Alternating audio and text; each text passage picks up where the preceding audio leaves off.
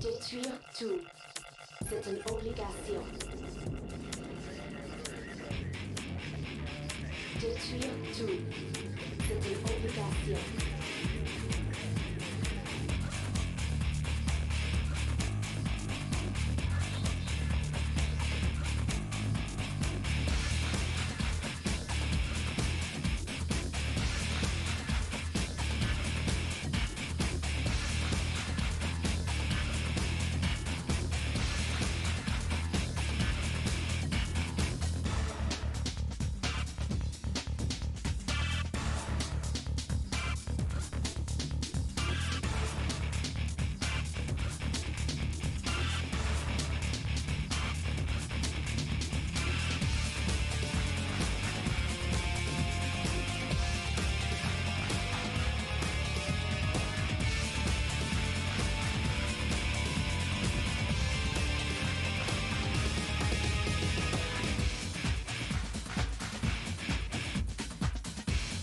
Dad, what are you doing?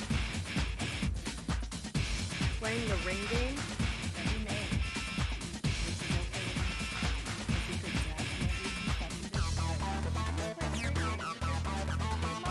This is okay.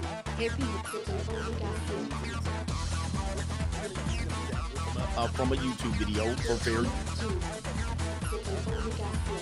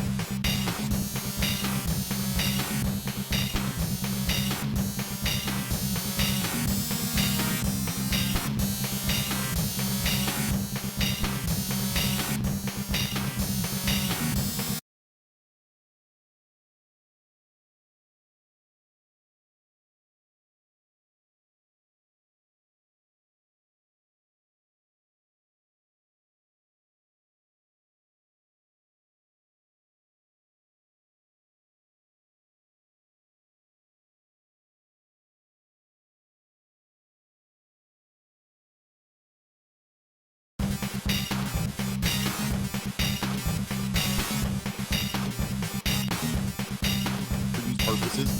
And it's a man that called in for help. He was talking about he was in a miserable marriage. You're gonna listen to the host of the show, give his interpretation of what this man could do. He basically said slavery is a choice. But let's talk about this, because men typically don't file for divorce. 80% of the divorces are filed by women. And we're gonna talk about why women don't file for divorces. There's a specific reason why women don't file. Alright, and so we're gonna talk about it. We're encouraging you. If you are, listen, and I know people are going to say, well, you're trying to get people divorced. No, I'm not trying to get people divorced. We're trying to get people happy. And so if you're stuck in a miserable marriage playing the ring game, why would I keep you in that situation? I'm here to give you solutions.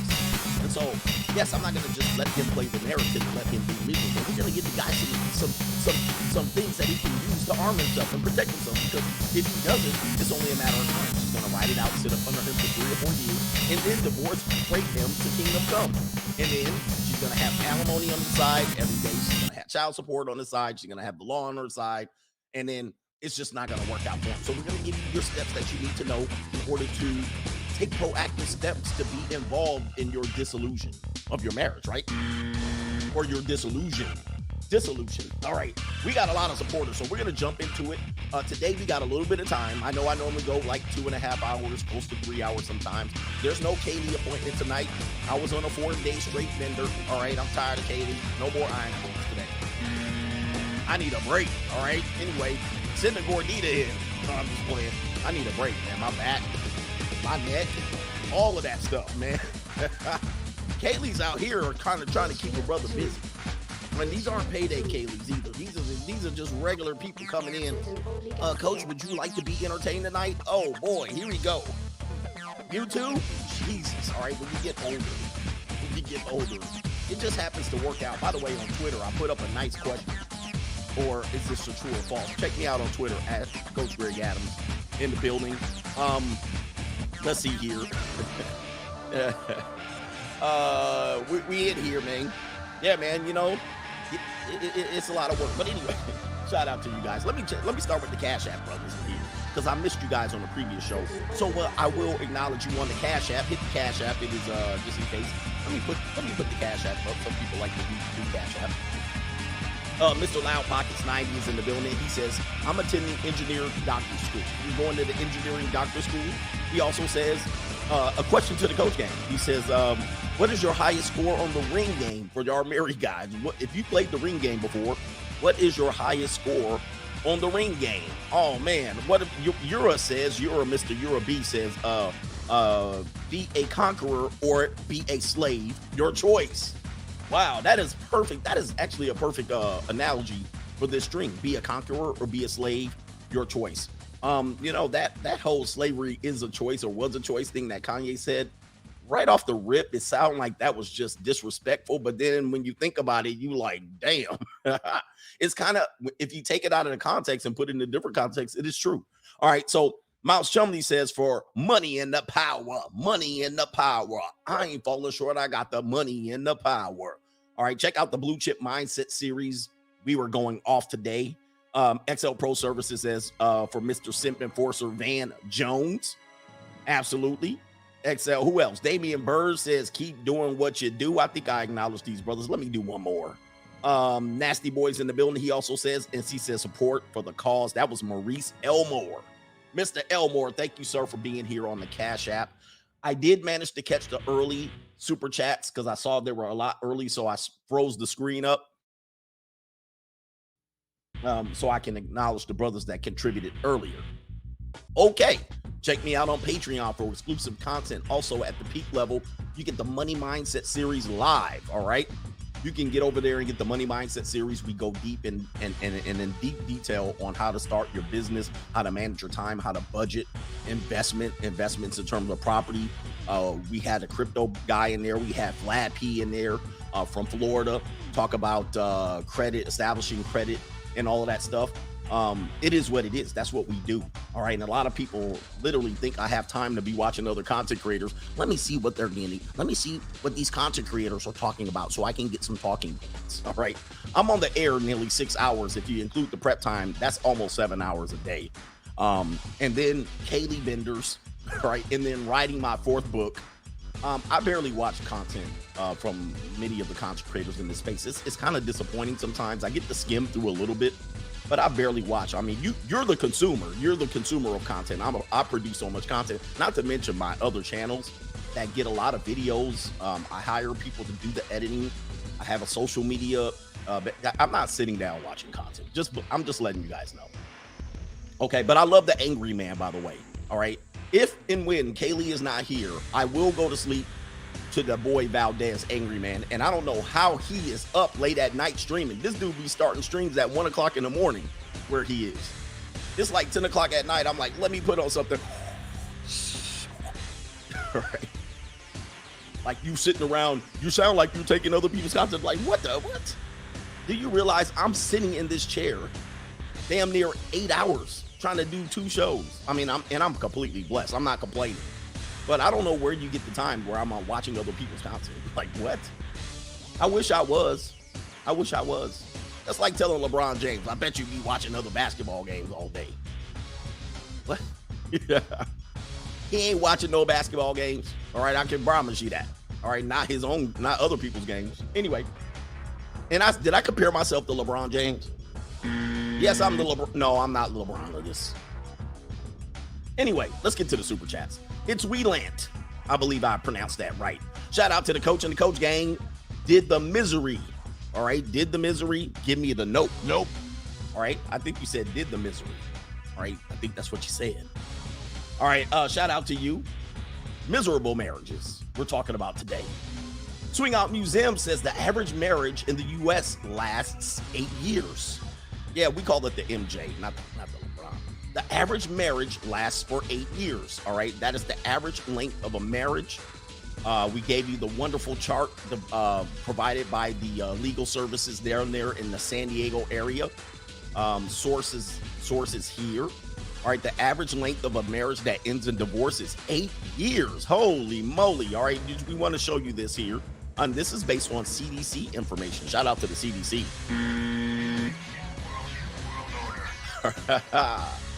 All right, just so we can put it here, the average length of a marriage right here is 8 years, okay? It's on here somewhere. I didn't prepare the show. But anyway, the average length of a marriage is only 8 years. Gosh darn.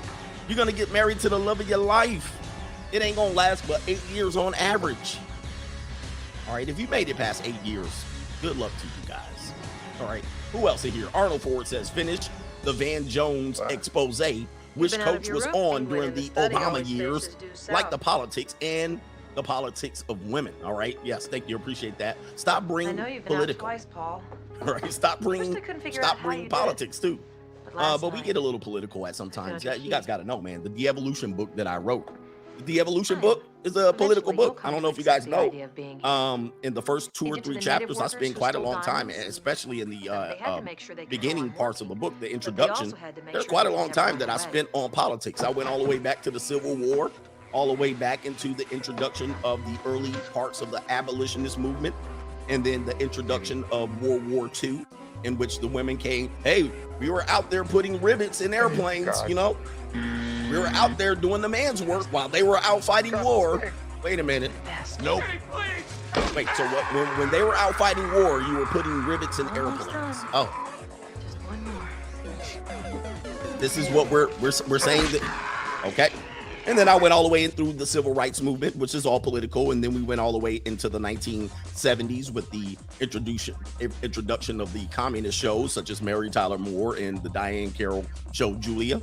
We went into the no-fault divorce years, political. We also went into the NRA, NAFTA, Title IX, Equal Rights Acts, the Roe v. Wade, the Equal Opportunity Acts, in which women are supposed to get equal opportunity in pay. All right, so it would be illegal to pay them less for the same amount of work as of 1972. We went all the way into the 1980s with the introduction of sexual harassment suits like crazy, and then we went in there with affirmative action. We went into the 1990s with affirmative action in the MTV culture, single motherhood. It's a political book. I love when people say, stop bringing politics, you know, and I'm like this whole book, the introduction, the first 2 chapters are extremely political. Extremely political. I know you might not like it if you're a libtard or something. I mean, not libtard. Listen. Oh, man. But it is what it is. And gerrymandering. Gerrymandering. I think people, when they learn to use a new word, you can hear it. Not you, Sizzo. But a lot of people can learn a new word, you know what I mean? And then they hear, yeah, man, gerrymandering and redlining. Like, did you just learn that? You didn't take political science, did you? Shout out to, and he called it gerrymandering. Shout out to Simon Small for being here. We're going to get through these. David McFarland says, Coach, remind me not to get married again. Yeah, man. Yeah, man. Don't get married again. Don't get married again. Hey, if you got divorced and you found yourself still alive, do not double down. I swear to God, I know the girl is yours. The girl is mine. Yes, she's mine. Don't waste your time. Because the doggone girl is mine. You found you a new boo. And she's like, I think I'm jealous of your girlfriend. All right.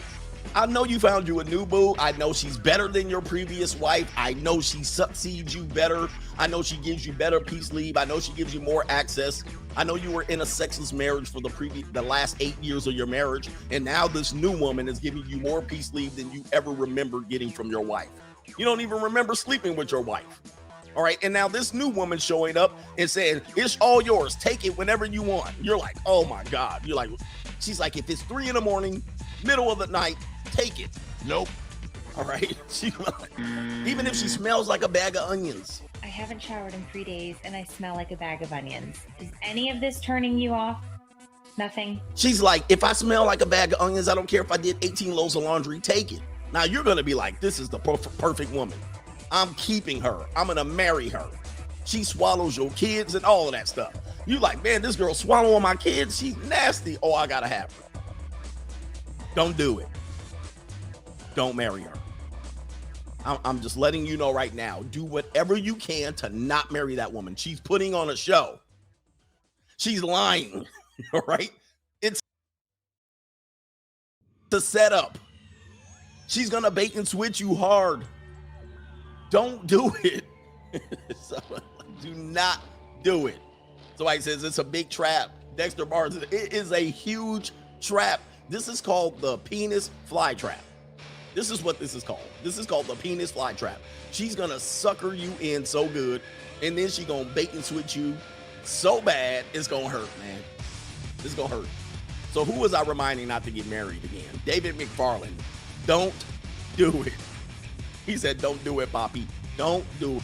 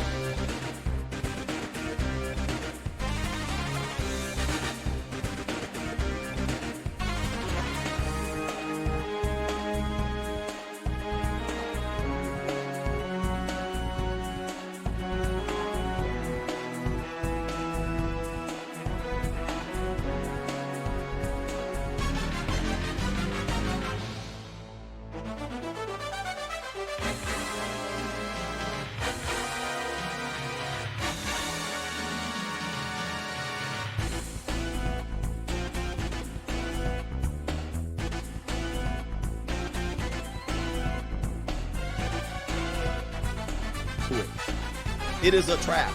All right, trust me, it's a trap. And she don't even know it's a trap, but it's a trap. Jim Sound says, but coach, married men never pay. They never pay. Married men never have to pay. I love when married men get on their high horse. I can't believe you guys are out here paying for women.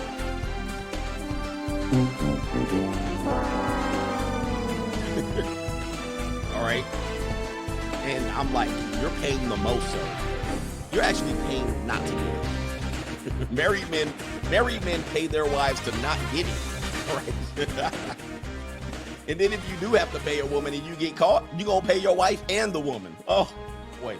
Marriage is literally the biggest, here, I have a thing right here. It's the biggest prison you can actually put yourself in.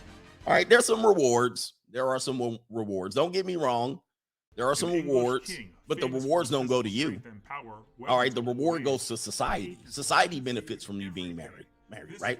You ain't going out here being crazy, right? You're not out here jumping motorcycles off ramps. Your wife will tell you no. You're not out here buying things that you want to do, spending your money recklessly. You have to ask your wife for permission. There's things that benefit society. You get to raise some kids with their head twisted all right. At least you give your kids a chance. I also said on Twitter today, most of your problems don't stem from race, gender, or sexual orientation. Most of your problems stem from your mother's inability to keep a man, a father in the home long enough to raise you right. All right, that's where your problems ended up. So being married does have its privileges. I mean, its benefits, not privileges. It has its benefits.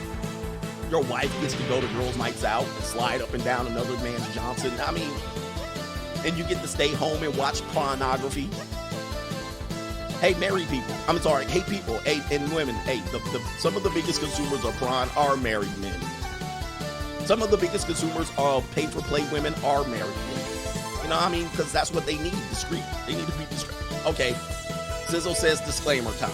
I know, we're getting a little hardcore already.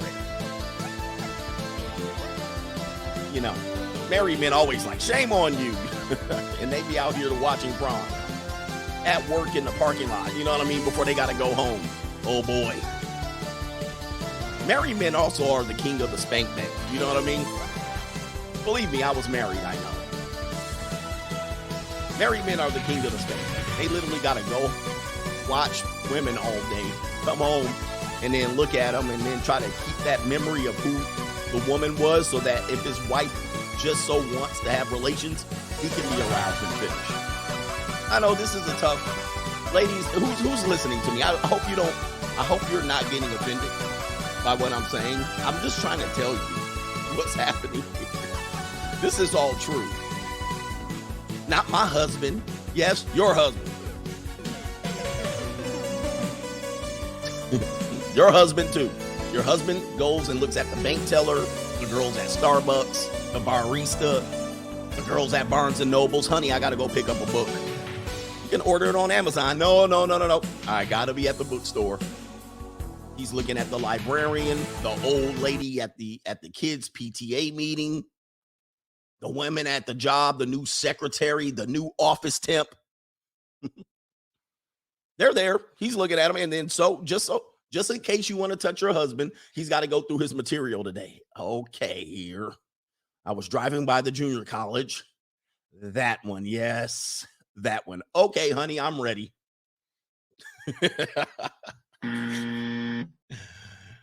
I'm ready to be yours. All right. That way he can be aroused because he's got somebody to think about when he's putting his face in the pillow, not even looking at you. Oh, man. Married women are going to be mad today. Hey, shout out to the married women that are watching. We should file a claim. Shout out to the married women. We're here to coach. I know I'm telling some secrets. Yeah, if he happens to, actually open his eyes, he'll be like this. It'll be like this. And then she's going to be like, what's going on? Everything okay? Oh, yeah, it's okay. You got to go back. The girl at Starbucks. Yes, the girl at Starbucks. Okay. And that's you. Married men are like, shut up, bro. And married men are like, it's Spain. You gotta be like, Yeah, there's a gym. He at the gym looking at girls. Because I used to be a personal trainer, so I used to see how my married men be looking at the girls in the gym. Hey guys, one more thing here. We're really getting started. I told you at halftime today. No Kaylee's tonight. Hey, I just want to let y'all guys know. And this is for the guys. Ladies, I know. See, look, I'll give you one too. Hey, this is for the ladies. Let me see here. I gotta pull up this meme. I want to tell the guys. When you're looking at women and you're doing your spank thing or whatever you're doing, when you're trying to peep them out in the corner, you know what I mean, and you're looking at the young girls, you're like, oh, you know, you think you're slick, but this is what you look like right here. This is what you look like when y'all peeping women out. All right, I just want to let y'all know right here. Where is it? Let me go on my list. This is what y'all look like when y'all trying to peep women on the sneak. I'm just trying to let y'all know. You're not very conspicuous. You're not inconspicuous at all. You staring at them, you eye raping them, you looking all sideways at them. You look like a serial killer. Okay? And that's why women look at y'all and call y'all creepy. Because this is what you look like when y'all try to just bang. You like this. Oh, look at that girl right there. All right, diet. Then get you some sunglasses. Get some sunglasses, tint your windows. All right, I drive around with tinted windows, so I can be looking at people all the time in the car like this, just looking at them. But y'all try to put them in the spank bank. This is what y'all look like. So I want men to realize what you guys look like when you're Googling women. All right, it's right here. You like a little digital camera, bruh. That's what you look like. So y'all brothers need to chill, for real. Chill out looking at women like this, man. This is why they report y'all. And then when they catch you looking, you try to straighten up. And then the game artists say, all right, it's time to run game after you look like a psycho. Anyway, stop oogling at women. This is very non-professional thing to do. Let's get in here. Who else? I got more super chats. This show is going okay so far. Aaron Guy says, what about the men who get married for the money? For the money? It's a business decision at the end of the day. What men get married for the money? All right, marrying women for the money? A couple more here. Let's see how far we have to go. I got to get a couple more. I got to go to... Swing Out Museum says, I'm from Texas and I had a so-called common law wife. She put a brother man in a big hole. Common law wife. This is why you guys got to know. You guys got to know the marital laws. You got to know the marital laws. Isn't even real soap. Guys, you guys don't know the marital laws. He says men avoid marriage to modern women because of men avoid marriage to a modern woman, become an adopt a husband or a foster care husband. That is the future of relationships. Yeah, man. It doesn't really put you in the driver's seat. I'm going to do one more. Joe Cool says, so the man who marries his fiance does right, and the man who does not marry does better. And he says this is 1 Corinthians 7:38, according to the Bible. Free agent lifestyle, because the Bible tells me so. Shout out to Coach Gang and Tejas. Shout out to everybody in Texas. We got a great show today. Let's see here. We're going to go here. Let's add this to the stream. We're going to jump right into it since I wasted time. As you guys know, we talk about the married here. I gave you the statistic yesterday. The statistics. Here it is. Just 18% of American households are families with married parents. Are they married parents? There's a flat back right there, and there's a gump, all right, walking down that aisle. But as you can see here, in the last couple of decades, marriage in two-parent households are almost a rarity. It is almost the rarest form of household in America, although statistically we're talking about 23 million households. So it's still a lot. So it's enough for people to say, no, Sally and James down the street are still married and have kids. Everyone in my community, there's always that one person. What are you talking about? Everybody in Des Moines, Iowa, I know are married and they're having kids. What do you mean the birth rate's declining, Coach? I live in Boise, Idaho. Everybody's married and have kids. I live in Cheyenne, Wyoming. Everyone's married and have kids. You know what I mean? There's always that one person, despite all the evidence that I present. Hey, coach, what are you talking about? I live in Salt Lake City. I live in Sandy, Utah. Everybody I know is married. And they're having kids like crazy. What do you mean the birth rate's declining? Same thing here. You show this, and as a nationwide statistic, the least common household is married with children, and everybody else is out here having a fornication party and a bisexual party. All right, and they're out here claiming every other gender. Everybody is in here broken home like crazy. All right, but they will swear up and down that I'm making this up. And so this is a very small percentage. Remember, there's 130 million households, and only 23 million of them have this particular type of breakdown, the nuclear family. So let's get into this. Let's play the video. This is according to the Dave Ramsey show. This is the Dr. John Deloney show. We're using him again, so I will have to invoke my privileges, Doctor. I know this is the second time. I know you're gonna be like, "Come on, son, we're gonna invoke the fair use privilege." All right, here we go. Just in case you're new. All right, fair use. We can do these for teaching purposes. We don't need to ask you for permission, but you do what you gotta do. Anyway, this guy says, I've been in a terrible marriage for 6 years. What can I do? Men don't know what to do. Men don't know what to do. All right, and so men are stuck, namely because they don't want to get screwed. They think if I get divorced, I'm going to get screwed. Okay. Anyway, I had to read something real quick. And so in order to not get screwed, they stay in the marriage. And then what ends up happening is the woman stays long enough until she's fully funded, fully vested, and then she bounces. All right. And then he goes, what? I didn't believe she was going to leave me. What do I do now? Well, let's play the video. Hold up. I can't hear it. Can you? All right, let's go to Jared in Iowa City. Jared! Iowa City. Hey, coach, everybody I know in Iowa City is pregnant and having babies, and they're having marriages. Okay, Iowa City. Terrible marriages. What's up, dude? Hey, good morning, Doc. Good. Hey, I almost made a Subway joke, and then I realized it's not funny anymore. So, good for you, Jared. All right. How old are you, man? 36. 36. This is very 36 is a very common age for your marriage to fall apart. All right, especially you got married right around 30. All right, right around 29, 28. That happened to me. 36. That's a 6-7 year itch.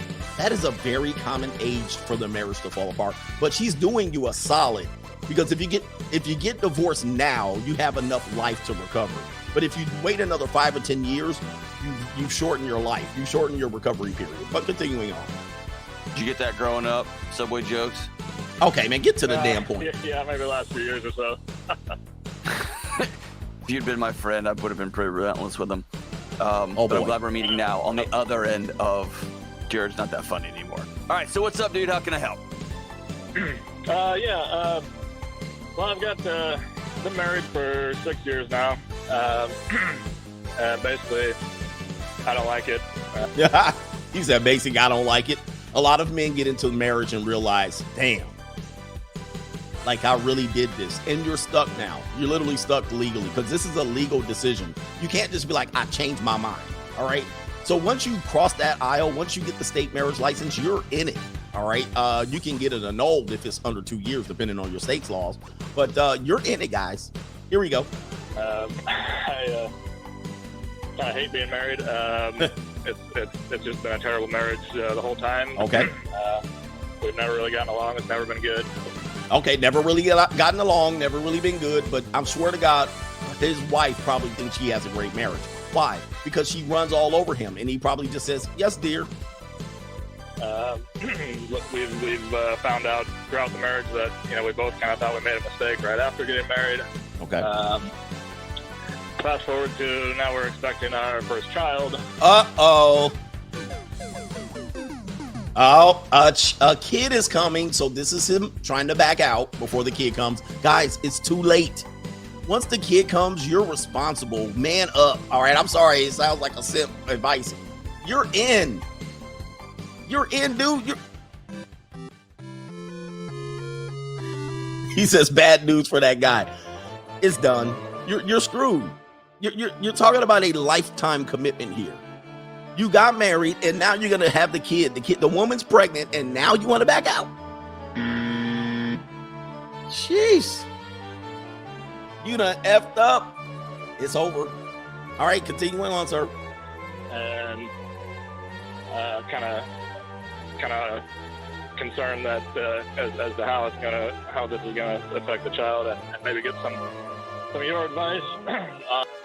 The kid ain't even here yet, and he trying to learn how it's going to affect the kid. Oh boy. And maybe how to better the marriage and or not let it affect our child. Oh God. Man, you said a lot there. Congrats on having a kid. That's cold, Doc. That was a cold dig right there. Congrats on having the kid. Yes. And congrats on recognizing that the way y'all are doing stuff is gonna melt that kid, right? Yeah. So when you say you don't like it, it's never been good. When anyone says the word never, I would usually roll my eyes. So This is true. I have to give them that one. That is true. Women normally use that one. You never. And I always. All right, that's going to be a lie either way. But go ahead. help me what never means. Never been good. What does that mean? I don't like it. Well, I mean, yeah, basically, we got married on a Saturday, and Sunday we both thought we'd made a mistake, and Monday thought maybe we should have gotten an annulment kind of a thing. Too late. She's in the driver's seat. Yeah, but that was 6 years ago, dude. Yeah. You're 6 years past Right. that. I agree. And it And y'all had some sex in between that, so I don't want to hear this. The regret is too late, guys. it just we don't get along. We home is not a place where we want to be together anyway. I mean, Why do y'all choose to do that? Please let me know. To give you a few reasons Yeah, why it's you should consider dating a young Slavic lady. You can choose a potential spouse from Ukraine, Russia, Belarus. Geography is boundless. Have you noticed that Slavic women have become more and more popular? I mean that they are everywhere. In famous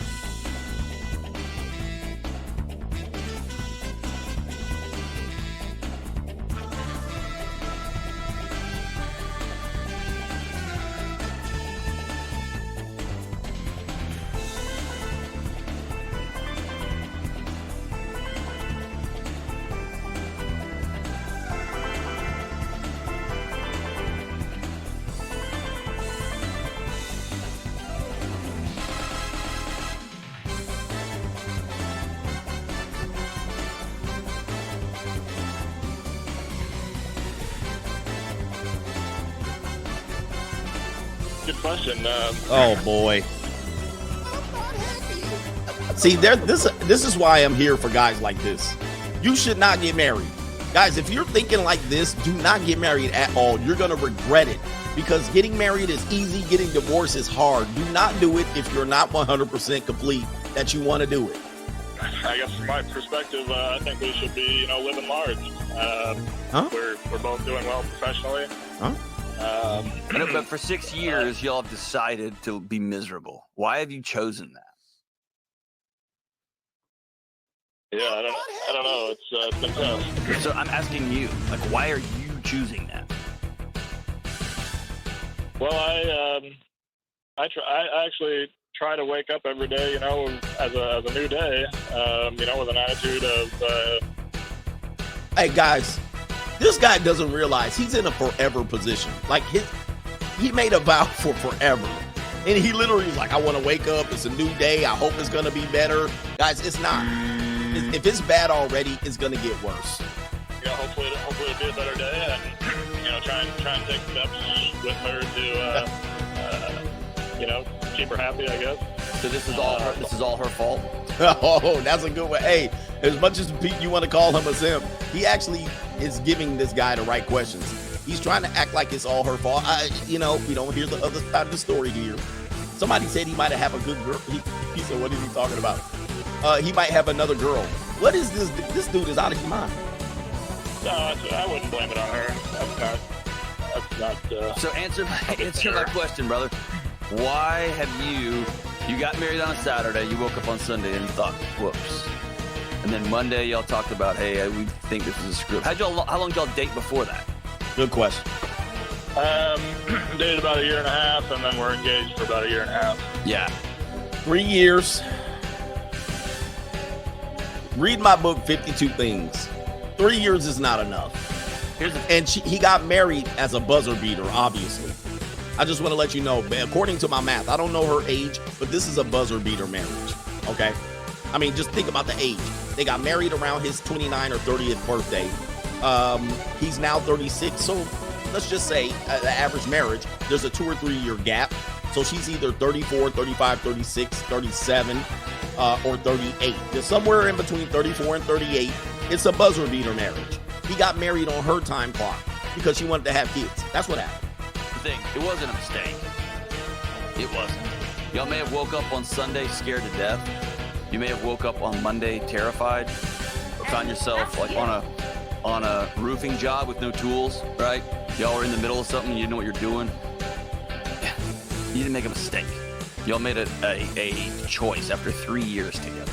There it is. Slavery is a choice. Y'all thought through this very, very well. And now for the last 6 years, you got a decade in with this person. Yep.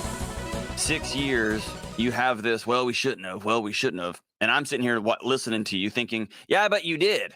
And so then what? Now what? And so it sounds like for 6 years, you guys have actively chosen to not cultivate desire, to not just turn all the lights on and say, what are we doing? All right. Sure. You're a good professional, right? You said you're successful as a professional? Sure. Yeah, you're not dumb, right? Are you dumb? Yes. Yes, you are. No. Yeah, you're not dumb. Are you fun to be around your friends like you? Yeah. Like you like music or sports or things? Yeah, we have a good time generally. So why, when it comes to your wife, have you chosen for a decade to be less than joyful? Well, because marriage is a prison. All right, let's just be honest. This guy's not giving him any. He's doing the right thing. He's leading them, but now he's trying to side for the marriage, which that's what they're going to do on this particular side of the argument. But marriage is not good for men, and this guy knows it. Not her. Why have you chosen this dude? Yeah, I guess I don't think that I've chosen that. I tried to make the best of things, yeah, I know. Do you hear that language? It's like, he want to give up. He want to give up. He's giving up. He don't have no fight left for this marriage. I'm not going to have knee surgery. I'm not going to do physical therapy. I'm just going to try to limp the best I can. But you have actively chosen to not do things to make this thing better. So let me ask you the other side. Why haven't you just moved out? Dude, why don't you just leave? Yeah. This is your one precious life. Yeah. You got one. Thank you. Okay, now we're siding. Now we got him. He woke up. He's snapping right now. And you've given a decade to like why? Why don't you just move out? Well, right. And, you know, we've had conversations about divorce. I know. Listen, I don't care about your conversations. Why haven't you done it? Yeah, I guess I value the marriage vows. Okay, so if you value the vows, you value the commitment. Awesome. Ladies, is these the type of men y'all deal with? Good Lord. But hey, women who marry men like this should be put in jail. Because you're going to try to make a marriage out of this gump. You know what? And that's you. You know who this man is? I'm going to tell you who this man is. I'm going to show you the wife of this man. Let's go ahead and roll the film.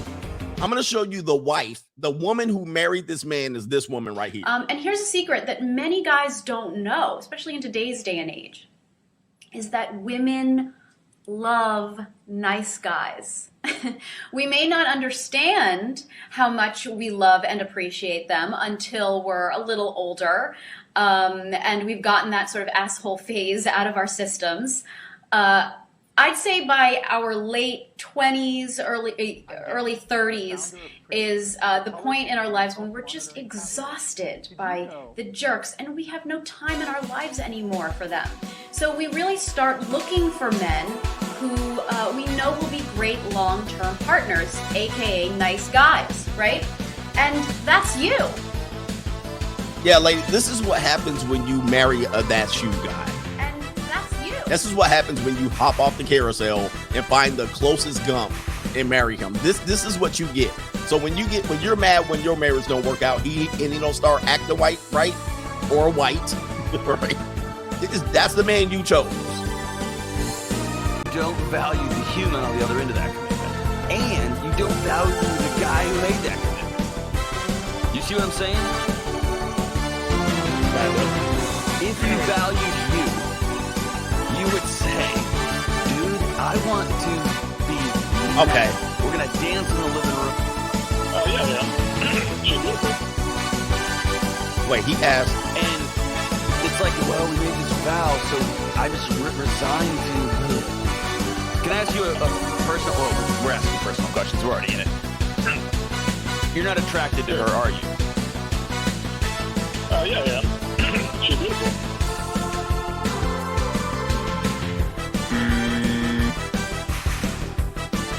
I can't take much more of this. So I'm going to play a little bit more. Hopefully it gets a little better. Are you sure? Yeah. Is she attracted to you? No. Nope. She's not. Does she think you're dumb? Yes. I don't think so.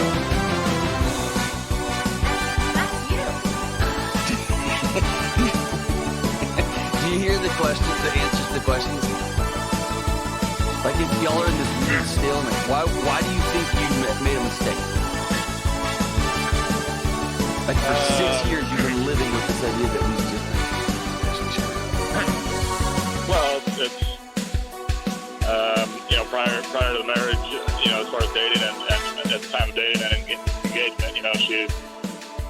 our relationship was one way.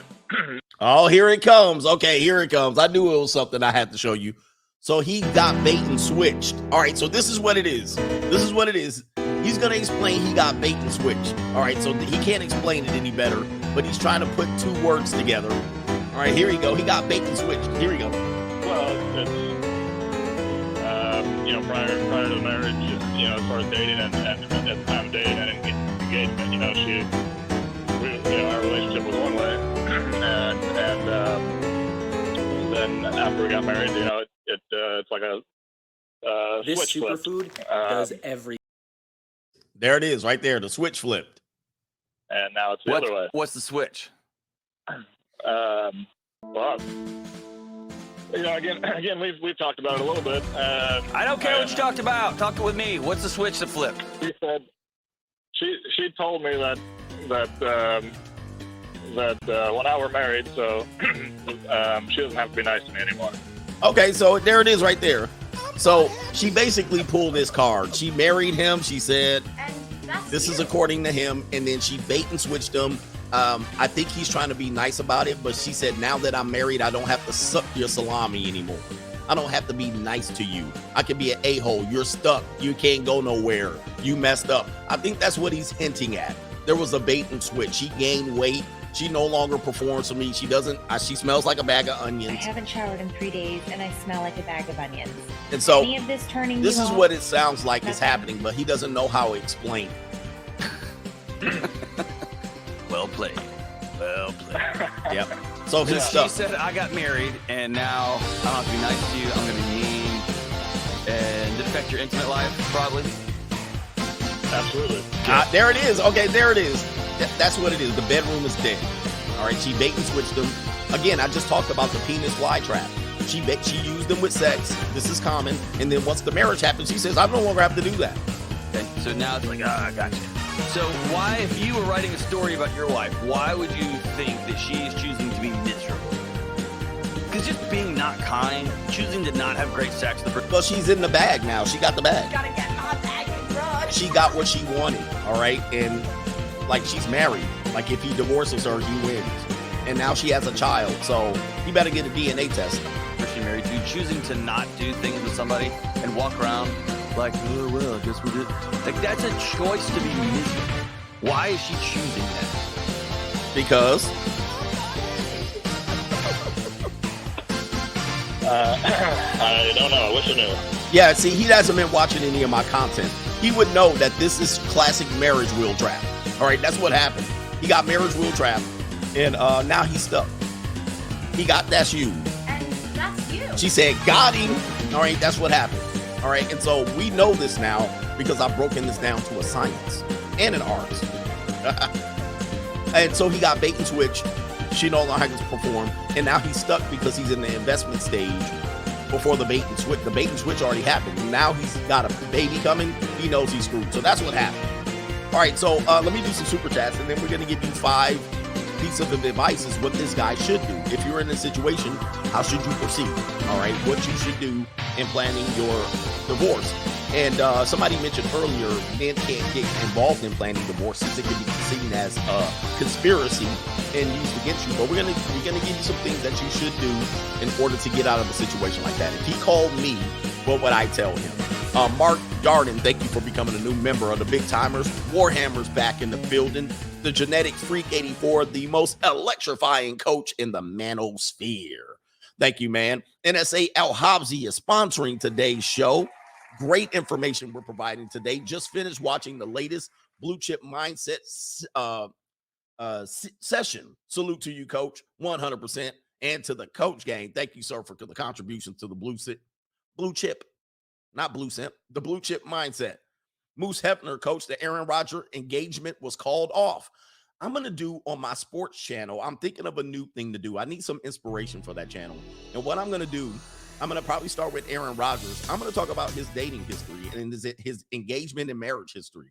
And then I might go into I'm thinking of different ways that I can use that channel as opposed to just reporting on sports and politics related to sports. I'm thinking that I can kind of tie in relationships to the sports channel and give a little bit of an angle. And I read today that Aaron Rodgers broke off his engagement to his latest girl. And I'm like, you know what?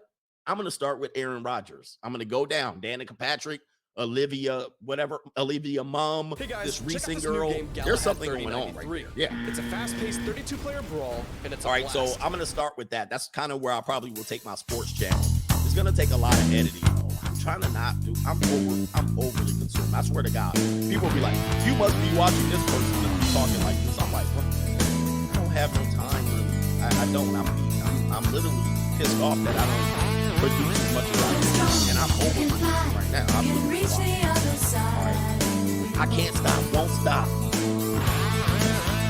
Aaron Rodgers is an interesting character too. I don't know, man. He's one of those guys.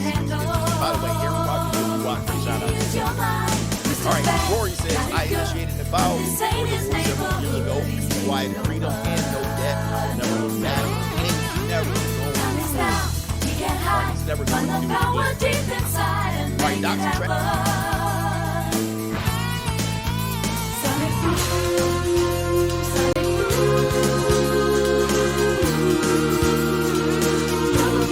Running faster.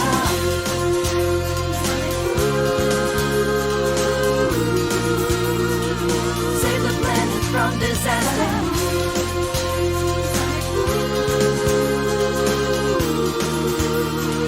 Spinning through a world in motion.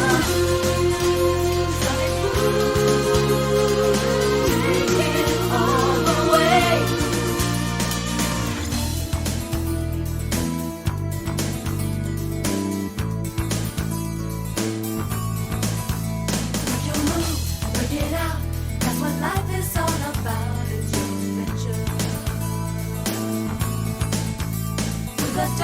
To the light, it's a supersonic flight. Gotta keep it going. Sonic boom, sonic boom. Gonna get you running faster.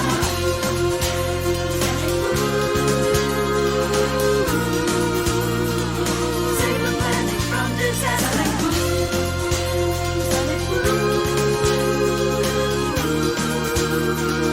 Spinning through a world in motion. Sonic boom. Take it all away.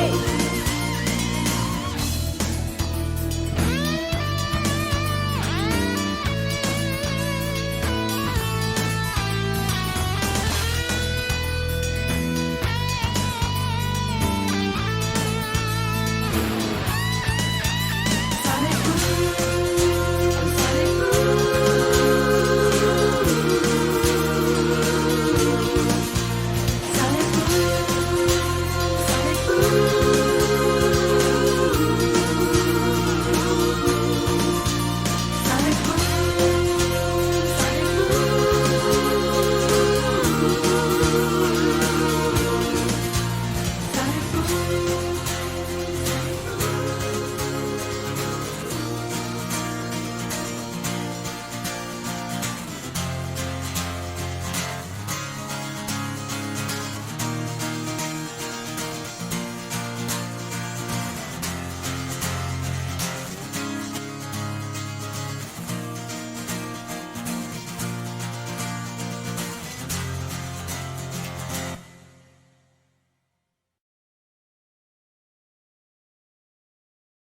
Trash says these IG girls flying into Cleveland like crazy, looking like Russia on the border outside of the NBA All-Star Club event, getting ready to attack. Is the All-Star game about to come up in Cleveland? Hey, remember I told you when I was in college, same thing happened. I remember some of my female friends were like, we going to the All-Star game in Washington, D.C. I was like, remember I was dumb back then. I was like, why are y'all going to the All-Star game? Y'all like basketball? Little did I know, these girls were going there to line up to get their insides pushed to their esophagus by NBA players, guys. It would be like us going to the, what is the prawn event in Las Vegas? It'd be like us going to a cheerleading convention. All right. By the way, I went to a cheerleading convention one time. It wasn't a cheerleading event. I went to the Pro Bowl. I was playing, my university was playing the University of Hawaii, and we were there during the Pro Bowl. And the cheerleaders, every NFL cheerleaders were there. I still have those pictures. I was like, what? Cheerleaders walking up and down Kalakaua Avenue. NFL players walking up and down Kalakaua Avenue. All right. I got pictures with the 49ers cheerleaders, the Redskin cheerleaders. I'm like, yee. You should see me. Oh, I was a young dude then. I think I was like 20, probably was like 25, 26. I was like, NFL cheerleaders. All right. They're more like dancers. They're not cheerleaders. All right. L. Fry says, my divorced boomer mom just tried to convince me on marriage. Asked her if she was going to pay for the divorce crickets. She said, nope. Oh, man. Somebody's asking about free agent tank tops. Those are gone. They sold out. Like me. Tracy Mills, coach, keep doing what you do. Don't worry about these Humpty Gumps in the building. Shout out to you. Frodo Bagum Young says, I got flooded with peace leave, then it dwindled. Then she caught me watching prawn. Never again. I know the meaning, guys. Guys, women, that's ladies don't even know that. Like, there's a lady right now, she's 23, you're 24, 25. I can't believe women do that. Why is there no intimacy? I could never, she's not married. She wants to get married. And that's you. She's like, I can't just imagine you not just giving your husband any. How is that possible? You don't know marriage. Marriage is the king of the woman leverages her marital missionary right over the guy's head, dangles it like this. All right. Not to mention she lets it get all overblown, functified. She don't care. There's all kind of beard stubble on it. And then she goes out there and had a nerve to go shake it in front of other guys. Oh, marriage is a disaster, guys. It's a disaster in that the bait and switch happens. She don't even know she's going to bait and switch. And she bait and switches you. And she just be like, what? Huh? Like, it's normal. It's normal. It's normal. She's like, what? You're supposed to jump around like a dancing monkey for my peace leave. Like, no, I married it. Not that I own it or anything, but okay, can I go get some from somewhere else? No. Nope. But are you going to give me some? No. I don't feel like it.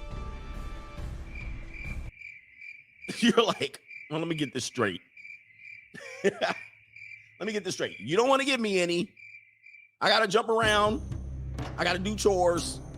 I got to make you happy. I got to make you feel special. But I can't go to the junior college to get none. You're going to divorce me if I go. Yeah, this makes sense. Nope. It's crazy. I got money. Obi Tri says some of the news networks today, with the woman saying there are going to be an uptick in saw on the news today saying a woman saying there's going to be an uptick in marriage in 2022. The divorce lawyers are rubbing their hands together right now. I don't think she is being truthful. I don't know where she's getting her research. I think she's trying to say that the C-19 restrictions are being lifted so that more people, it's going to be like the roaring 20s. I don't think there's going to be an uptick in marriage. No. I mean, just look at our statistics. There's not going to be an uptick in marriage. What there's going to be is thottery. The thottery is going to be out crazy. All right. I don't know if you remember after the Spanish flu entered in the roaring 20s, which was thottery on an unseen level in the United States of America. All right. There wasn't marriage. It was thottery. And then eventually it led into the Great Depression. So I anticipate we probably will follow the same cycle because history repeats itself and humanity is not very intelligent.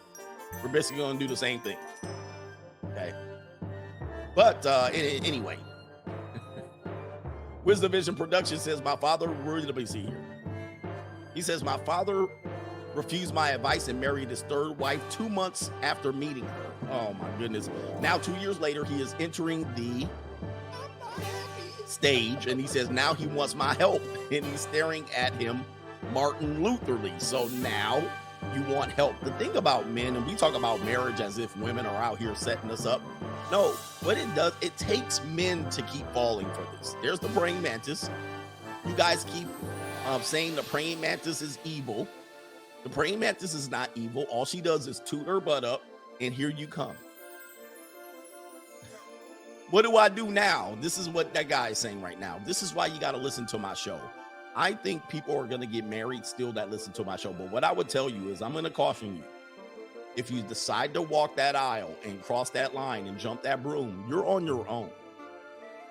Once you do that, you're on your own. Nobody can help you. As long as you know that, proceed accordingly. But don't come looking for no help once you cross that aisle. Lissa, the one, says, who hurt you? You're mad your wife left you. Thank you, Lissa. I'm mad my wife left me. Who hurt you? I'm mad my wife left me. I'm glad you literally super chatted that. Thank you very much. Man, I'm going to tell you, Lissa, you reminded me, you're bringing back some awful memories. So it is time to finally admit I am hurt and bitter. Since you super chatted this, I got to do this. Ladies and gentlemen, it's not you. It is me. It is me. It is not the statistics. It is me who was actually just in pain and crumbling that my wife left me, despite the fact that I left her, but that goes without saying. And I can finally admit, I'm gonna cry like a pro-black Gump, and all of the single mother raised pea sitting down black men that seem to cry when they're doing good or bad. I can't figure it out. Tears. I shed so many tears. Yeah, Tupac, I'm gonna cry on Lissa's account. Lissa, it took you and only you, after 3 years of making this content, for me to finally admit, shed so many tears, that I'm hurt, I'm mad and angry. Dear mama, no more pain. I need women in my life. I need my wife. It's been 10 years since I've been divorced and I'm lonely. I'm broke. And it's time, Lissa. So I want to appreciate you. I'm hurt. I am hurt and bitter. What else did she say I was? Hold on for a second. I got to follow the script. Oh, I'm mad. I am also mad. I'm hurt and mad. These sound like feminine emotional characteristics, but I'm going to attach it to myself. Shed so many tears.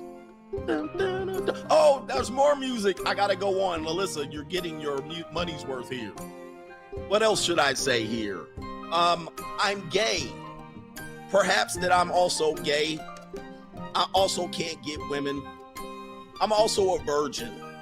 I just wanted to tell you that. I was married, but I'm also a virgin. Oh, I'm an incel too. While we're admitting things, I'm also an incel. But I was married and could get a woman though, but I don't know. What else? I'm ugly. I'm dusty. What else do we add, Lisa? I'm giving you your money's worth here. Is there any music left? And did I steal that music from anyone? Why don't we just handle everything and fully admit I stole the music from someone too? Somebody will come later and say I stole that music. Oh, I'm bald. I'm bald and I'm fat, but I'm skinny. I don't know what it is. Lissa, thank you. Alyssa, is it Lissa? Lissa the one, Liza, Lissa. If it wasn't for you, we wouldn't have had this conclusion. Thank you very much. I really want to appreciate you. Man, you're good. I mean, it just took her to figure it out after 3 years. Somebody hurt me and I'm mad my wife left me. Thank you. And I ain't got no 911. And it's an old black used 911 according to someone this morning. Oh, you got a used old one.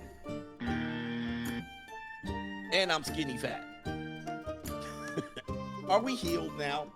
As a matter of fact, we're going to switch my entire direction of my content since Lissa called me out, or Liza. I'm now going to promote marriage. Thank you for the donation. All right, let's do a couple more and then get on. Charlie Brown says Valentine's Day 2022 gift, divorce papers. He says being married is like being forced to keep the same used car in your garage and you have to get permission to drive it. Shout out to you. Did you get divorce papers for real? Oh, man. Dylan Z says, Coach, did you ever see the movie The Marriage Story? I have. He says, if their goal was to keep me off the plantation, they succeeded. All right, and so you're watching The Marriage Story, and there were women literally like, yes, that's how it is. And she was screwing the guy. All right, like, wow. All right, shout out to C Squared. I know men personally who work and only want to work not for retirement. No, not for the big 401k pension. No, not for the SSI. He says they just want to get away from their wives. We would laugh about it, but the saddest truth are often the funniest jokes. Yep, they had retirement age and they were like, I'm not staying home with that woman. It's crazy. All right, I'll do one more. YouTube Trash Talker. I take off my glasses around women just and they just look like running water color painting. Oh goodness. You're like, I don't want to look. Yeah, I end up looking though. I just don't catch them looking. All right. When I'm walking, I don't look. I just look right past them and through. Where are we at here? Oh, let's give you some advice. Oh, you know what? I got to do the Cash App for the brothers over there. Who else is on the Cash App? Dank Digital says, take your time tonight, coach. Taking my time. All right. Edward A says, Jaheim put that woman first. Now look at him. Getting the buzzer. He says, oh, remember the R&B singer Jaheim? What did he do? I heard he was, I won't say nothing here. But what happened? Jaheim got divorced? R&B singers never follow R&B singers. XL Pro Services, my older sister, been married more than J-Lo. Goodness. Shout out to the brothers on the Cash App. Hey, that was an interesting thing. We connected, I believe. I think I connected with Lisa. All right, so let me see. Do I have, I guess I don't have it. I don't have anything any slides for this one. So what I'm going to do is I'm going to give you 5 things. 1, 2, 3, 4, 5. 6 things. 6 things for you to do if you want to divorce your wife right now. If you're in a miserable marriage, like this guy that called, all right, I'm going to have to put up a slide. Let me see here. These are things that you should do as a man. Let's see here. I gotta type it in. This is going to be bad here. All right, so the first thing you're going to do, you're in a miserable marriage. You got to find out what's going on. I probably can guess. Let me see, not reason. Let's see here. Thing number 1. Let's just put number 1. What you're going to do first is you're going to meet with your attorney. I know you don't have one. Find one. Find an attorney, preferably close to you. Why do you want to find one close to you? Why do you want to find an attorney close to you? Odds are this is an attorney that she also is going to reach out to. Now, she's going to reach out to her friends who are going to suggest certain attorneys. The first couple of attorneys she gets are going to be dumb, and then the next one she's going to get are going to be pit bulls. You want to get this done before she hires the pit bull attorney.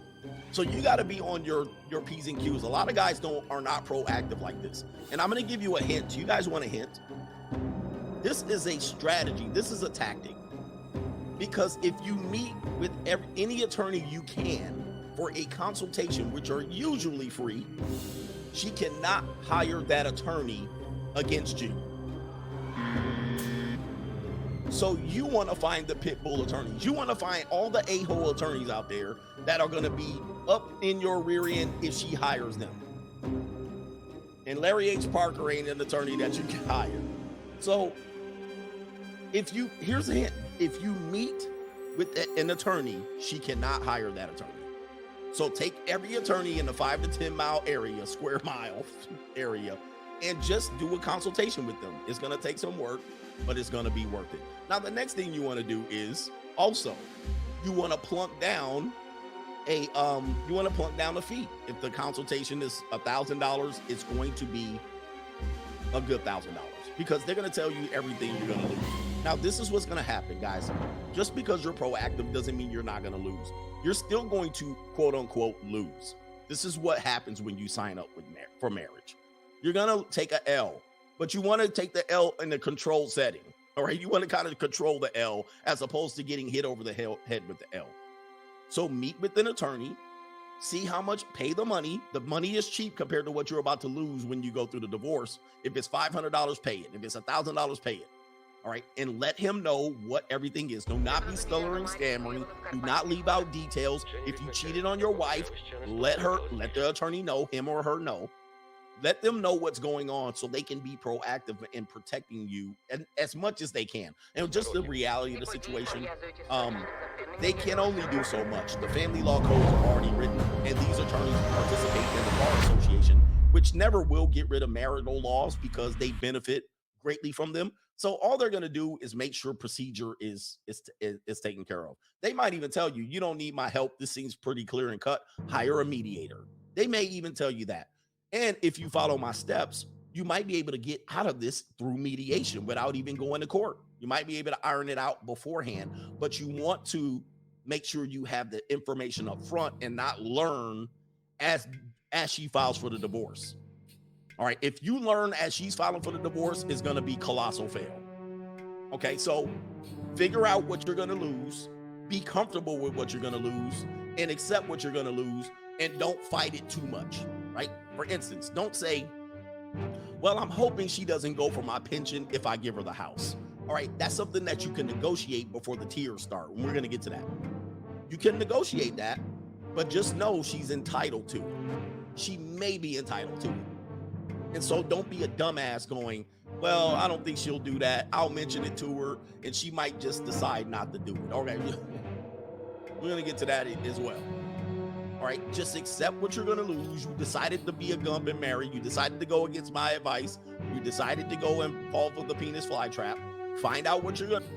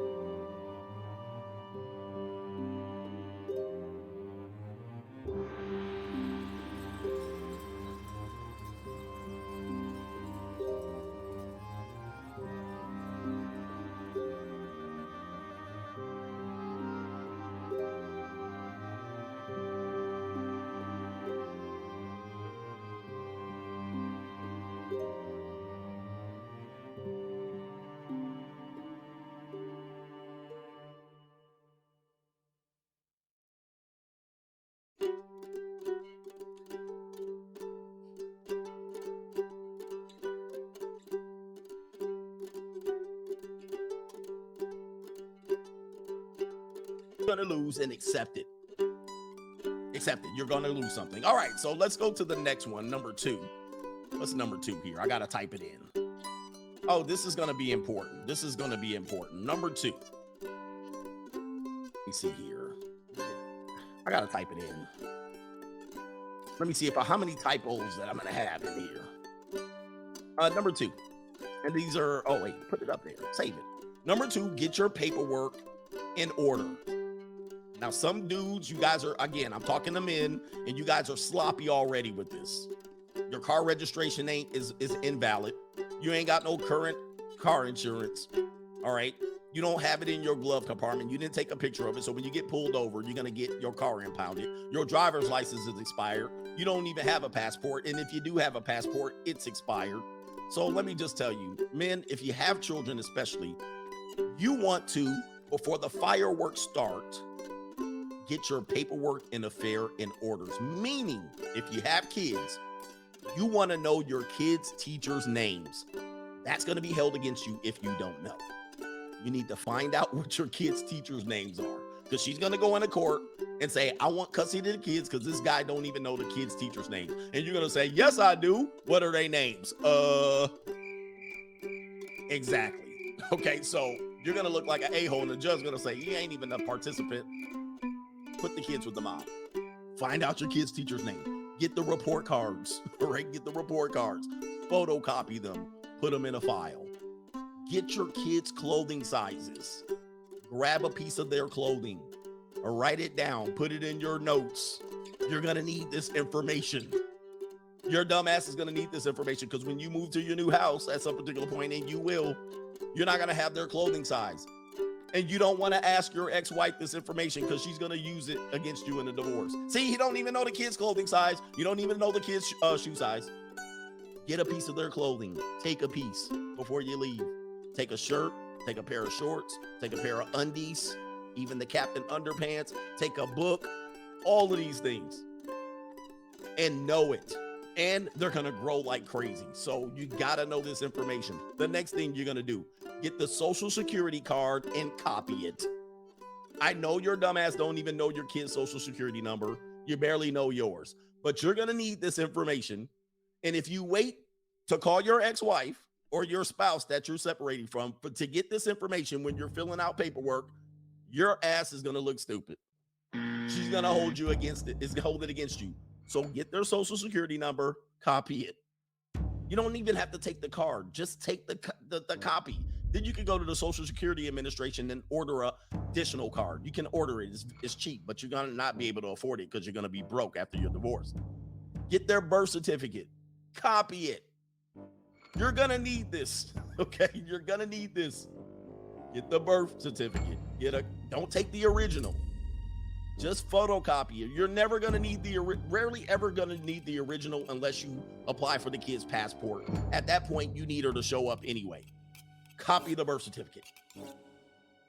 Okay? Social security card, number, get the number, put it in your phone. You're going to need it at time. You're going to need it when you file for the divorce. You're going to need it. Get the social security number.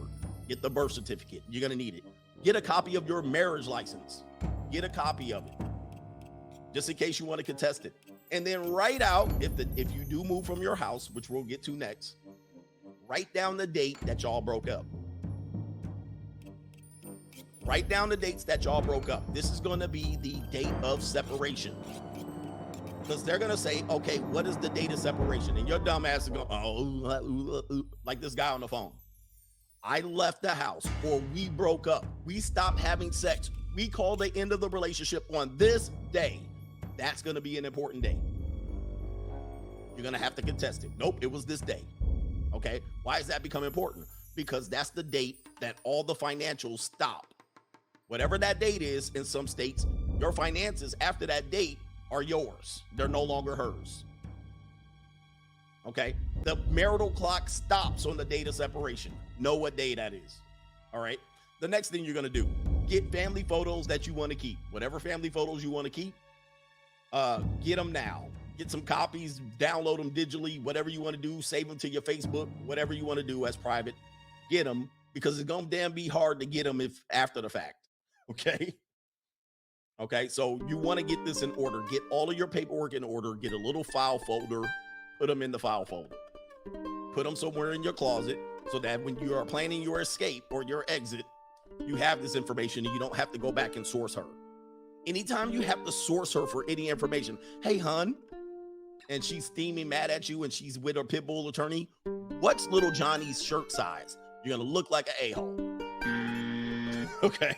You're going to look like you don't know what's going on. You don't want to make that call. You don't want to make that call. Hey, what's little Johnny's teacher? Who's this 6th grade teacher? You don't want to make that call. They're going to use it against you. So I'm giving you some hardcore advice so you to listen here. And this will help you on the way out the door. All right. And now the next one, and then we'll do super chats. Point number 3 is once you've met with your attorney, once you've got leverage, meaning you've got information that will protect you just in case she goes off on you, the next thing you're going to do is start negotiating with your spouse. Start negotiating. Here's the deal. The reason why you want to negotiate now, you don't want to clobber over the head with the papers.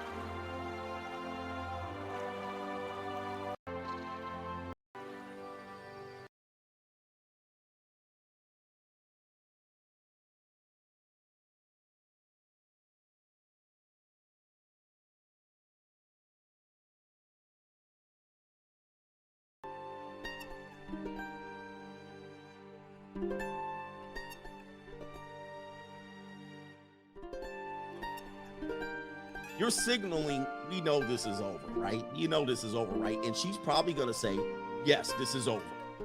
You want her to say this. You don't want her to say, no, we're going to work this out. If you want to leave, if you want to file for the divorce, you don't want her to be in that mindset. If she's still working it out, that means she's still planning to hit you over the head with papers. You want her to say, it's over. I want you out. That's what mindset you want. And you're like, good. Okay, good. We're going to get me out. Here's the deal. Let's negotiate before the war happens, before the tears start falling, because when you leave that house, she's going to be there for a week, and then it's going to get dark and cold. It's going to be hard having those kids. The tears are going to start falling in about a week. Then she's going to be angry. Then she's going to be vengeful, vindictive, could be. And it's over for you. You want to get the negotiation done right there. Hey, you want me out of here? Great. Let's get an agreement for child custody. Let's get an parent agreement. Let's agree. I know we are angry. I know you want to cheat on me. You're already cheating on me. You're already getting your back blown out. I'll let you go with that man. Let's just do 50-50 right off the top. Let's make it easy. Let's sign the papers right now. She might sign them right then and there to get you out of the house. She might say anything, sign it. You can negotiate right there. But if you wait until after you leave and then other things happen that I'm going to tell you not to do, you're not going to get any negotiation. You're going to basically have a terrorist. You never negotiate with a terrorist. She might say, let's do some counseling or something like that. You want to get everything done as quick as possible. Let's get it right out up front. I give you $500. I'll leave the door, $500 a month, and 50-50 custody. Make it seem like she won. You can have the house. I'm going to go over. Whatever you want to do. Whatever L you're going to take, because you're going to take an L. Don't think you're getting out of this unscathed. You're going to probably take an L. All right, so try not to do the marital counseling. It's a waste of time. Tell her, hire her own attorney. Let her know how this is going, and let her know you know what's up before she even gets started. Then she's like, he did his homework. All right, let your intentions be known and agree on what you're going to take and leave. So I want the blender. I'll get out of here if the attorney says it's good enough for you to get out of here. Some attorneys might tell you don't leave, you're going to lose leverage. But if it's like, hey, let's work this out, I'll go over here. I'm taking the blender, the PlayStation 5. I'm taking the big screen television. I'm taking 2 towels.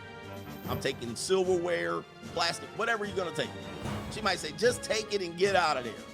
But if you do this after the tears start, after the war has been initiated, after you blindsided her with paperwork, don't think everything she's gonna account for everything that you take for that house. And she's gonna report it to the court. He took this, he took the blender, he took 2 forks and 3 knives. He took 2 bath towels and left me with 8. I used to have 10 bath towels. Now I have 8 on his account. Now I have to do 2 loads of laundry a week. I'm telling you, you think people don't get petty, but they get petty. So you want to be doing this in a negotiation when she wants you out and she wants to start over and she wants to start fornicating with other men. You want to get her in an agreeable mood. Hey, let's get this done. All right, let me do some super chats, and I got 3 more points that I want you to do, but I got to catch up on super chat. PTP says, interesting listening. He says, I'm Eastern European Serbian. Our women take care of the homestead while the men are away warring. Was wondering when the Western Cretans would figure it out. Simp is a great term. Shout out to you in Eastern Europe. Yeah, we're not the same as Eastern Europe at all.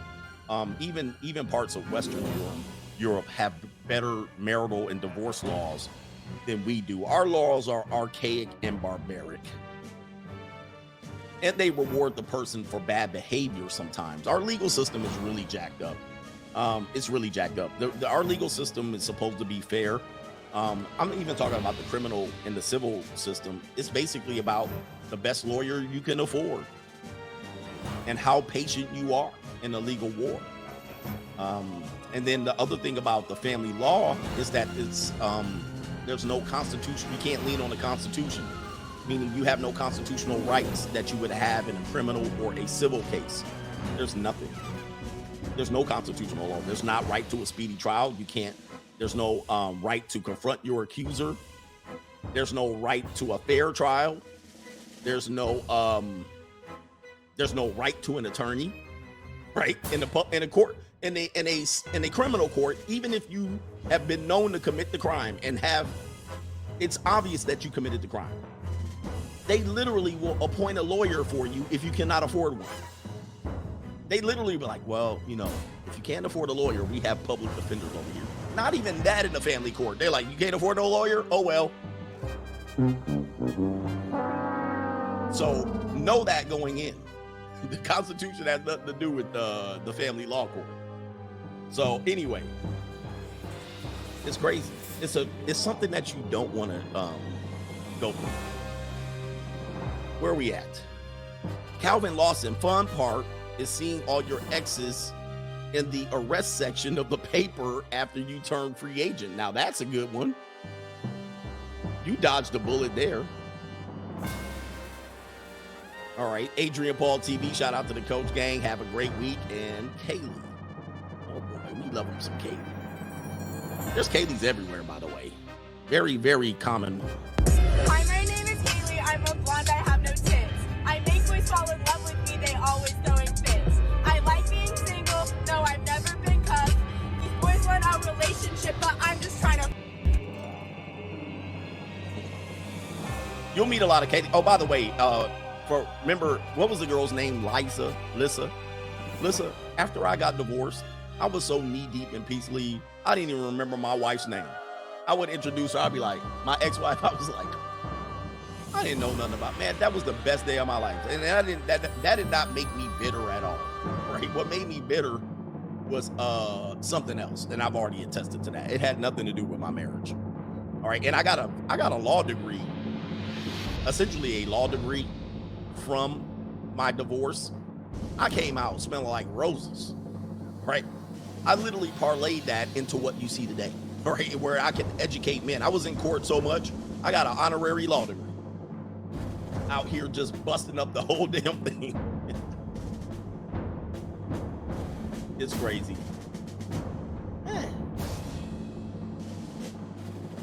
Wisdom Vision Production says faith, hope is a belief based on an absence of data, and it invites disaster. Damian based Wayne's from the film Justice League versus Teen Titans. So faith is a belief based on the absence of data. It invites disaster. I love that. Faith and hope don't work the same out here. All right, you can't just say faith and hope. All right, Swing Out Museum, run and around the marriage wheel. Oh, sorry, round and around. Sorry, round and around the marriage wheel. That's where that guy was going, round and around. All right, irrationally, always have an escape plan. And everything you do, you must have an exit plan. With divorces the way they work, you should always have a plan for divorce. Okay, what if we get divorced? No, let's not talk about that. Our love is like no other love. We'll never get divorced. Look at everything. It's us, it's you and I, honey. We're like no other couple. We're not like those other couples. How many times did that work out?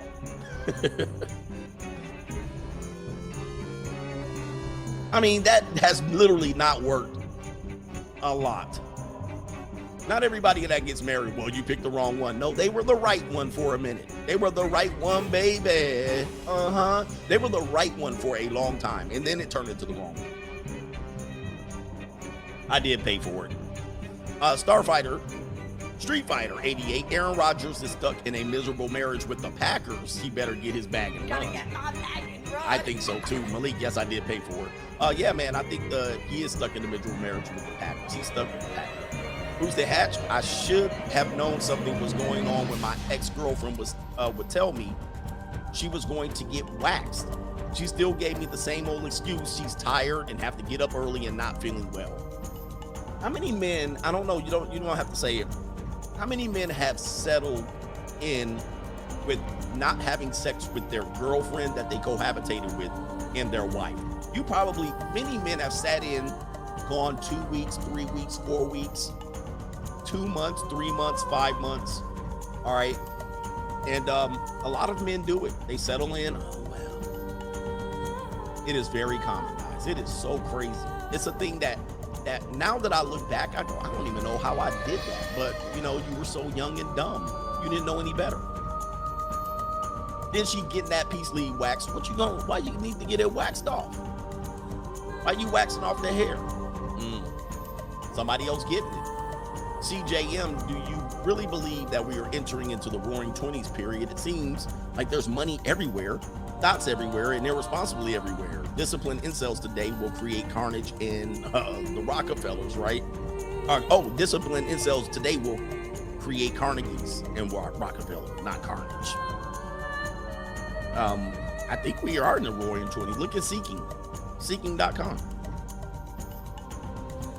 I mean, every day there's a new girl. It's like freshman orientation every week. I'll be like, oh, we got some new students this week. All right, like we got some great new students this week. Lottery gonna be off the charts. Be like, look at this, new recruits. Here we go. It's on the clearance rack. Swing Out Museum, he says, pain, no more pain. Shout out to West Coast Red. She says, CG8, my Cali brother, no wife, no kids, no cohabitation equals a happy life. And I got to do one more, and I'll get back to Zero Fallout after this. He says, IG Kev T says, I'm 29, initiated my divorce on March 20 and 21. He says, after 3 years of being separated before I started being an Army recruiter in Houston, and he got away with no alimony, but she dropped me off at the child support office. Yes, sir, man. Living the free agent lifestyle, monk mode. So yeah, you got away with the alimony. I think you said you were in Texas, right? Which is, there's not really any alimony in the state of Texas, just so you know. If you get divorced in California, you're going to be jacked up. But Texas, I believe I think it's community. I think it's not a community property state. It is the best fair use of the judge, right? It's an equal. And I'll give you some data here, just so you know. I'm the educator of men in this process. All right, women, and most women have enough education out here when it comes to this. Men they're not equipped at all. So you have community property states, and you have non-community property states. I'm missing the term. So these are the community property states in which everything's going to be split down the line. And then there's equitable distribution, I believe is what it's called, in which the states, see, Texas is community property. So it's split right down the middle. You split right down the middle. Spousal support has a max of 2 years and up to 25% of income. So they're telling you about Texas. But California is not that way. And then these are equitable distribution states. The yellow states are equitable distribution, in which the judge gets to decide what's fair. In the green states, it's right down the middle. All right. And so they'll take your, in the equitable distribution state, the judge can just screw you over or favor you or go right down the middle. Right. It's up to the judge, as they call him, the judge. Let's see here. Here come the judge. Just so you know, we are here to educate you. He says, get married in Las Vegas. All right, let me give you point number 4, because we're doing that. We're educating. This is the best edutainment channel here. And based on and this is not legal advice, by the way. This is purely entertainment, purely for entertainment purposes, like Kaylee. She's purely for entertainment purposes. So don't go into court and tell your judge, well, Coach Greg Adams said. Don't tell him that. We don't want them to know me. Oh, let me see here. Point number 4 on this one is this.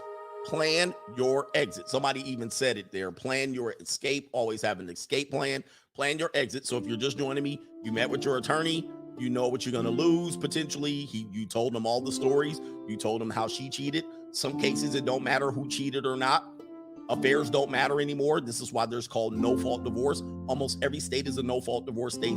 So it doesn't matter who cheated or not. Doesn't matter. Unless there's some sort of abuse going on, it doesn't matter. All right, the next thing is get your paperwork in order. Just so you guys remember, it doesn't matter if somebody cheated. It rarely matters. I think maybe in South Carolina it might matter. Everywhere else it don't matter. Get your paperwork in order. Number 3, negotiate with her before the war starts, like Biden is doing with your boy over in Russia.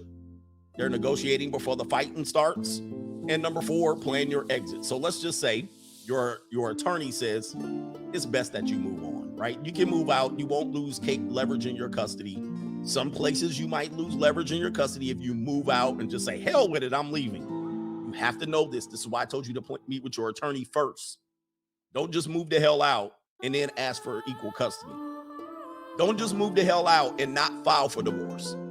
Because what's going to happen is she's going to wait a year or 2, and then the kid's custody is going to be as it was. And then you're going to want to say, I want 50-50 custody, and it's too late. It's already been 2 years. The judge will say, just keep it the way you did it. You understand what I'm saying? So what you might want to do is move to a safe location. If you think your wife is going to snap on you if you think she's going to poison your food, put antifreeze in your Gatorade, if you think while you're sleeping on the couch, she's going to come in with a rope or hire somebody to come in and rob the house and leave you clapped on the couch leaking, all right, you might want to just go ahead and move out. Go to your friend's house, go move into your car, go move into a studio apartment.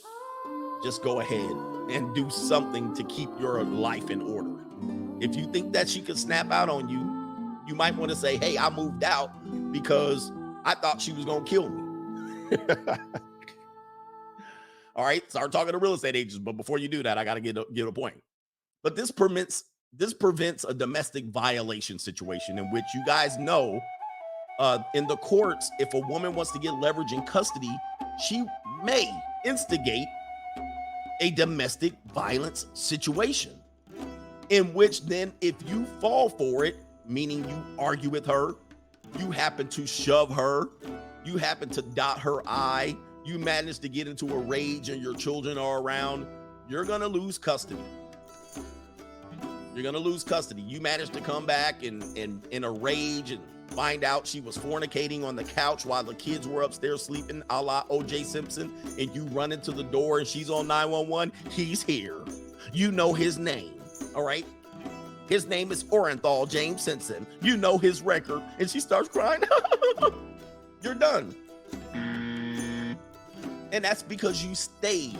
That's because you didn't plan your escape, and you're a dummy. You're a dummy. But let me play a video here that basically talks about in the courts how people use this particular situation as leverage. Let me see if I still have that clip. I might have to re-upload it. Did I delete it? All right. And so this is what you are preventing by planning your escape. You're going to get your attorney's green light to vacate the premises so that they don't use a triggering event to cause you to lose custody. All right. So you got to get the green light before you do this. Let me see where it is. I know it's around here somewhere, but I'm just going to show you. Even district attorneys. Oh, here it is, right here. I found it. I knew it. Hold on for a second. We're going to show you right here that this is commonly used to get leverage. Let's go ahead and show you. Even if the claims are fake, watch it. Divorce attorneys' nose trick. Family court, the numbers are even higher, with domestic violence cases making up 44% of total filings. So, of all divorce filings in the country, 40%, I don't think it's the country, it might be in this region, 40% include a domestic violence claim. Think about that.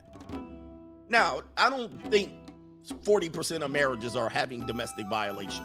What this is a tool that they're using. Okay, so let's go ahead and play it. How is it that a lawyer counseling me, giving me legal advice to stage domestic violence so I get the upper hand in family court? When I first considered divorcing my first husband, I got 30 minutes free with a lawyer. And the lawyer said to me, "Why are you leaving?" And I said, "Well, because I'm the one that's unhappy. My husband will not he won't consider going into marriage counseling. And so I'm ready to move on." And he said, "You don't have to leave. Just get him to hit you or make it look like he did. And we can have him forcibly removed from the house, get you exclusive possession of the matrimonial home and spousal support." And so there you go, right there you have it right there. Not saying that these are always the case, but it is a legal tactic. Hey, just get him to hit you. Hey, what's it to her that she gets punched one time? All right, she's like, I'll take one for the team if I'm going to get the house. I'll take one for the team if I'm going to get child support and custody, favor in the custody. Hit me, hit me, hit me. I bet you won't hit me. Hit me, hit me. Ah, you dumbass, you jackass. I got you to hit me. You lost. You lost. You see what I mean? And this is perfectly fair. This is perfectly fair. So this is why if you can get out of there, you get out of there before the legal stuff starts like this. And I always come with the evidence. And if it wasn't for Alyssa, I wouldn't have known that I was just bitter and hurt with my law degree, right? In my experience. All right, so plan your exit. Always have a plan. Never think, oh, this is going to be the next point. So before I say it, I got to type it in. All right, hold on for a second. I got to type it in. Let me see. What is the point? Oh, here it is right here. Yeah, this is going to be an important point. All right. This is what I want all men to realize. I'm probably going to spell it wrong.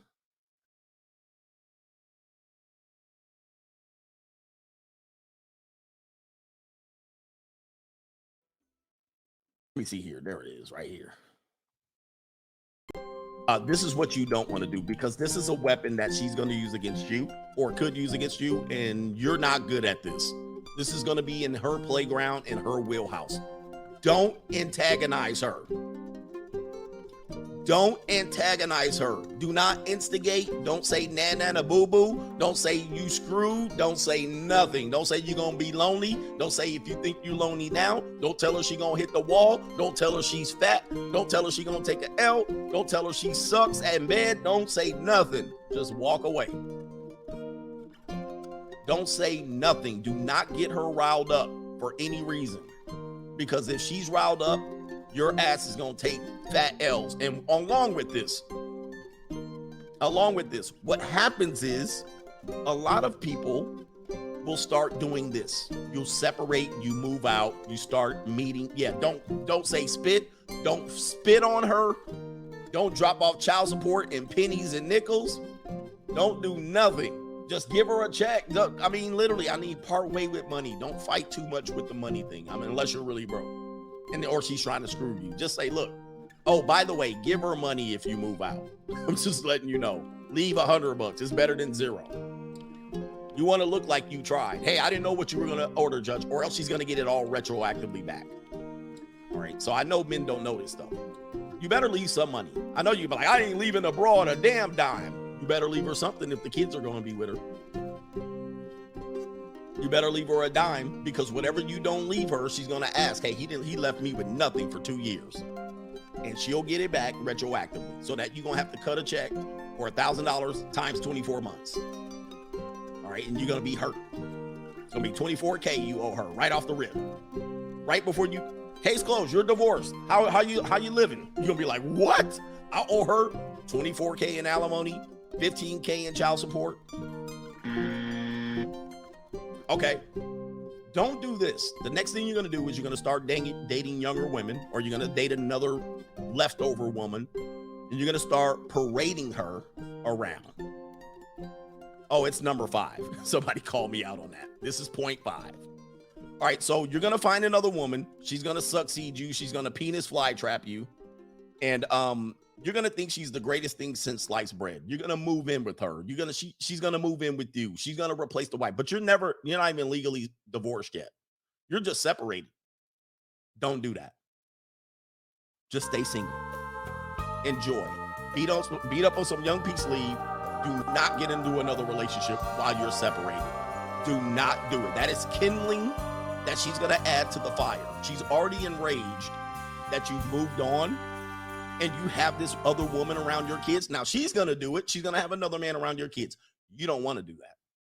This is going to piss her to hell off to high heaven. Keep your affairs quiet. Do not let your kids around this woman, because the kids are going to tattletale on your ass when she goes back to the mom's house. Yeah, she had this pretty young thing over there. And I saw her ass tooted up and her face was in the pillow when I busted up in daddy's room. Okay, you basically got a bull in a china shop. You want to walk the bull around the china. You don't want to let the bull loose and wave the red flag in front of the bull in the china shop. Do not date openly. Keep everything on the low. The next thing, don't buy a new car. Don't buy a new house. Don't start a business. Don't go eating out. Don't take trips or vacations. Don't do a damn thing until those divorce papers are signed. Yes, live low. Do not antagonize her. If she sees you on Facebook and Instagram living the free agent lifestyle and you haven't signed any final papers, she's going to use that against you. She's going to say, he got money, obviously. Look at him. Because you're going to go in there saying, I ain't got no money. I can't afford that. And she's going to say, you was in Tahiti. Your ass was in Cancun. You were over there in Dominican Republic. Don't buy a new car. Don't buy nothing. I didn't buy a new car. I literally had my car that I lived in, then moved to the studio apartment. Then my transmission went out. when I got into my apartment. And so then I had to rent cars because I didn't want to put a new transmission in the Ford Explorer. I already put a new transmission in. But I couldn't buy a new car in my divorce. I was still in my divorce. So I had to rent cars. Literally rented cars until my divorce was final. And it cost a hell of a lot of money to rent the cars. But I did not want to buy a new car. Because they were going to bring that shit in. They were going to bring it in and put it right on top of the divorce. I was like, I ain't tell her nothing. She's looking around. Every week I was in a new car. She was like, and that helped the hitman not find me, by the way. If you think she's going to hire a hitman, which she probably will, drive in another car every week. All right, so I was in a new car every week. Nobody knew it was me driving up. When I went to my kids' soccer games, she didn't know where my car was. Don't buy anything. Do not buy a house. Don't tell her you started a business and your business is fantastic. Don't tell her you started a bread factory and the bread is just flying out the window. Don't tell them nothing. Tell her you're struggling. I'm struggling out here. I'm on my last dime. I'm on my last meal. I can't even afford a car. Don't talk about investments. Don't talk about you a crypto millionaire. Don't say nothing. All right, I'm telling you. Because if you do, she's going to use that against you in court. Oh, he invested in crypto. He got $1 million in crypto. Right? Act poor. Act like when you moved on, you're crying every night. That's how you want to act. Okay, so just keep these things in mind. Keep these things in mind because whatever you do is going to antagonize her. Let's see here. Yeah, when you move out, move into a crappy studio apartment, 400 square feet. So when your kids come over, damn, it's tight in here. You might want to get one bedroom at least so that the kids could have a bedroom. If you can afford it, you might not be able to afford it. So, and don't do this. Don't move into a friend's house. Because if you move into the friend's house and they are trying to get custody, they might bring over and say, look, this friend is a criminal. This friend is an alcoholic. This friend is a whoremonger. This friend smokes weed. They sell drugs out of the kitchen window. All right. There's got to be a place where your kids can stay. Don't move into a girlfriend's house and then try to get custody. She's going to go investigate the girlfriend. Oh, the girlfriend has got this. The girlfriend's in a divorce. The girlfriend got 2 kids.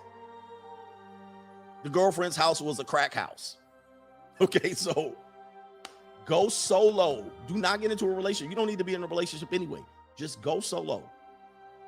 All right, it is what it is. No roommates, no nothing. The roommate's going to be held against you. Or it could be. It could be held against you. So you don't want to be like, all right, I'm just hanging out at the roomie's house and they be having parties every weekend. Every Friday and Saturday got a party till 2:30 in the morning, but you got your kids there. No, don't do it. So don't antagonize her. And then the last point, which is number 6. Once you got to this point, it ain't even over yet. It ain't even over yet. So you're going to file first, because that way you're heard first. If you know legal procedure, you're the petitioner. She's the respondent. And in essence, you get to say what you want to say first. Hey, judge, we in a miserable marriage. I haven't fornicated with her for 6 years. I want out. If she's the petitioner, she gets to enter her story first, procedurally. Hey, judge, this guy beat me up. He put me in a suplex. He whipped me into the rope and gave me the big boot. He used to bounce off the rope and leg drop me. And then he gave me the tombstone pile driver. And then he beat the kids up. He abused them all kind of ways, every way you can imagine. Now he has a new girlfriend and he's out in Vegas gambling at the blackjack table. And he beat me up. Right? She gets to say all of that first. And then you'd be like, well, judge, I don't know where I need to start. Somebody says I make marriage sound horrible. I have to ask you, how do I make marriage sound horrible? I got to ask you.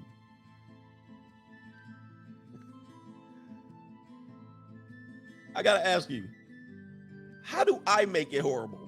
Look at what's going on out here. And then Boaz is here. Divorce rates are at a 50-year low. I told you this in the book. And he says, Coach got you scared of your own shadow.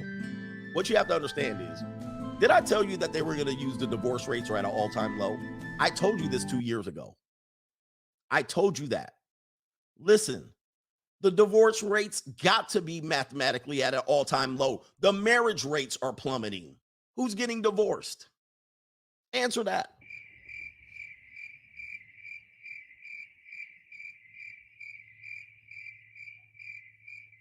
Of course there's less divorce. There's less marriage.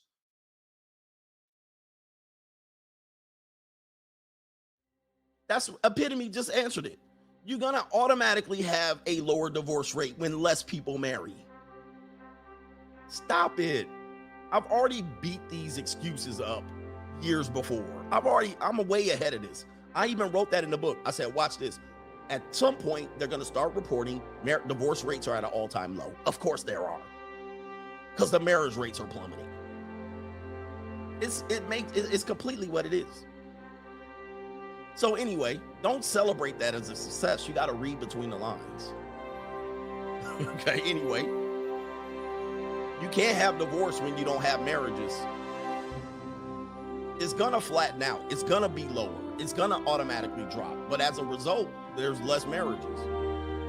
So anyway, the last point of this is prepare for battle.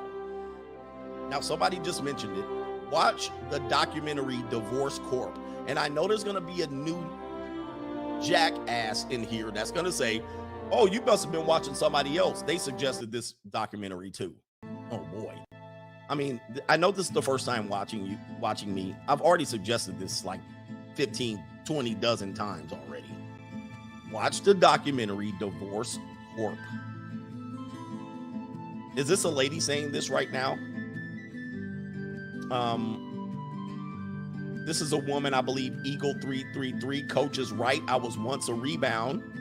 His ex used the kids to give me His ex used the kids to give me pure hell. Never again do the rebound, guys. So that's a woman right here saying it. All right, thank you, sister.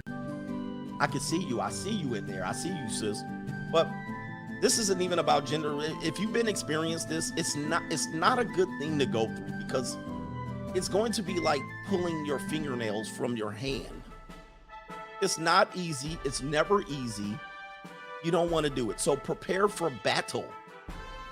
What's going to happen is, and I commonly hear this. Yeah, feet pictures. I want feet pictures from Eagle. I definitely want feet pictures. Yeah, you see Eagle 333? I want feet pictures. All right, so anyway.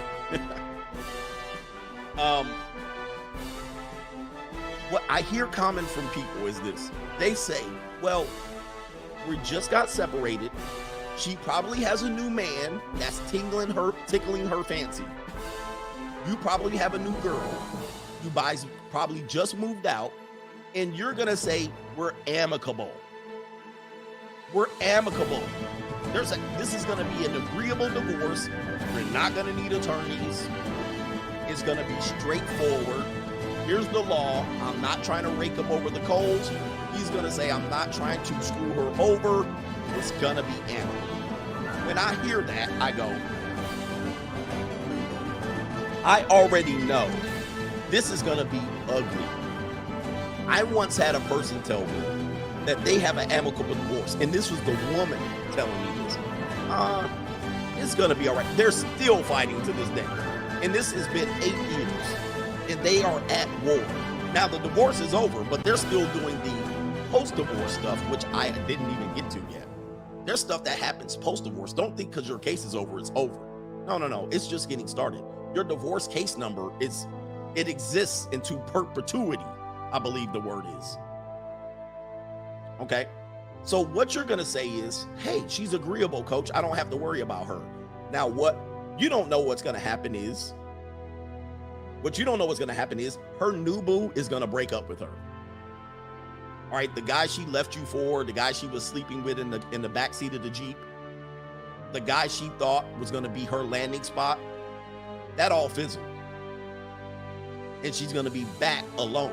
She's going to be back single. And she's going to regret, oh shit, I left my marriage, I blew my marriage up, and I thought I had a landing spot. It's going to break up. She's going to break up. And once that happens, it's going to be World War III. Because now her landing spot's gone. She's going to be mad at that guy. And the only person she can take it out on is you. If that happens and you ain't signed your divorce papers, get ready. Okay? It's going to be non-agreeable. If there's anything you're fighting over, if she thinks you're hiding money, it's going to be non-agreeable. And you don't know what she wants. This is why you want to negotiate up front. So prepare for battle. All's fair in love and war. And I want to say this to people. If you've never been through this, I would be very quiet about it. I mean, I'm just telling you right now. If you've never been through this, don't tell me I'm making you try to be scared. If you're a divorced man and you've been through a divorce, even if it was somewhat amicable, you probably thought it was like pushing needles into your eyeballs. Right? Even if it was somewhat amicable, you probably came out like, ain't ever doing that again. I know a content creator that's like that right now, and he could be married, but he ain't even getting married because he's already been through a divorce, and it was an amicable divorce. And he's like, I ain't never doing that. So what people have to understand is if you've never been through it, you can't speak on this. But I will say 50% of people who get married are going to experience this. Some of this, they're going to experience this. And if you are married and never divorced, you don't know what I'm talking about. If you've never been married and never been divorced, you don't know what I'm talking about. You think, this is just. And if you get divorced after the age of 45, you're never going to financially recover. Never. Wherever your finances were after the age of 45, this is called a gray divorce.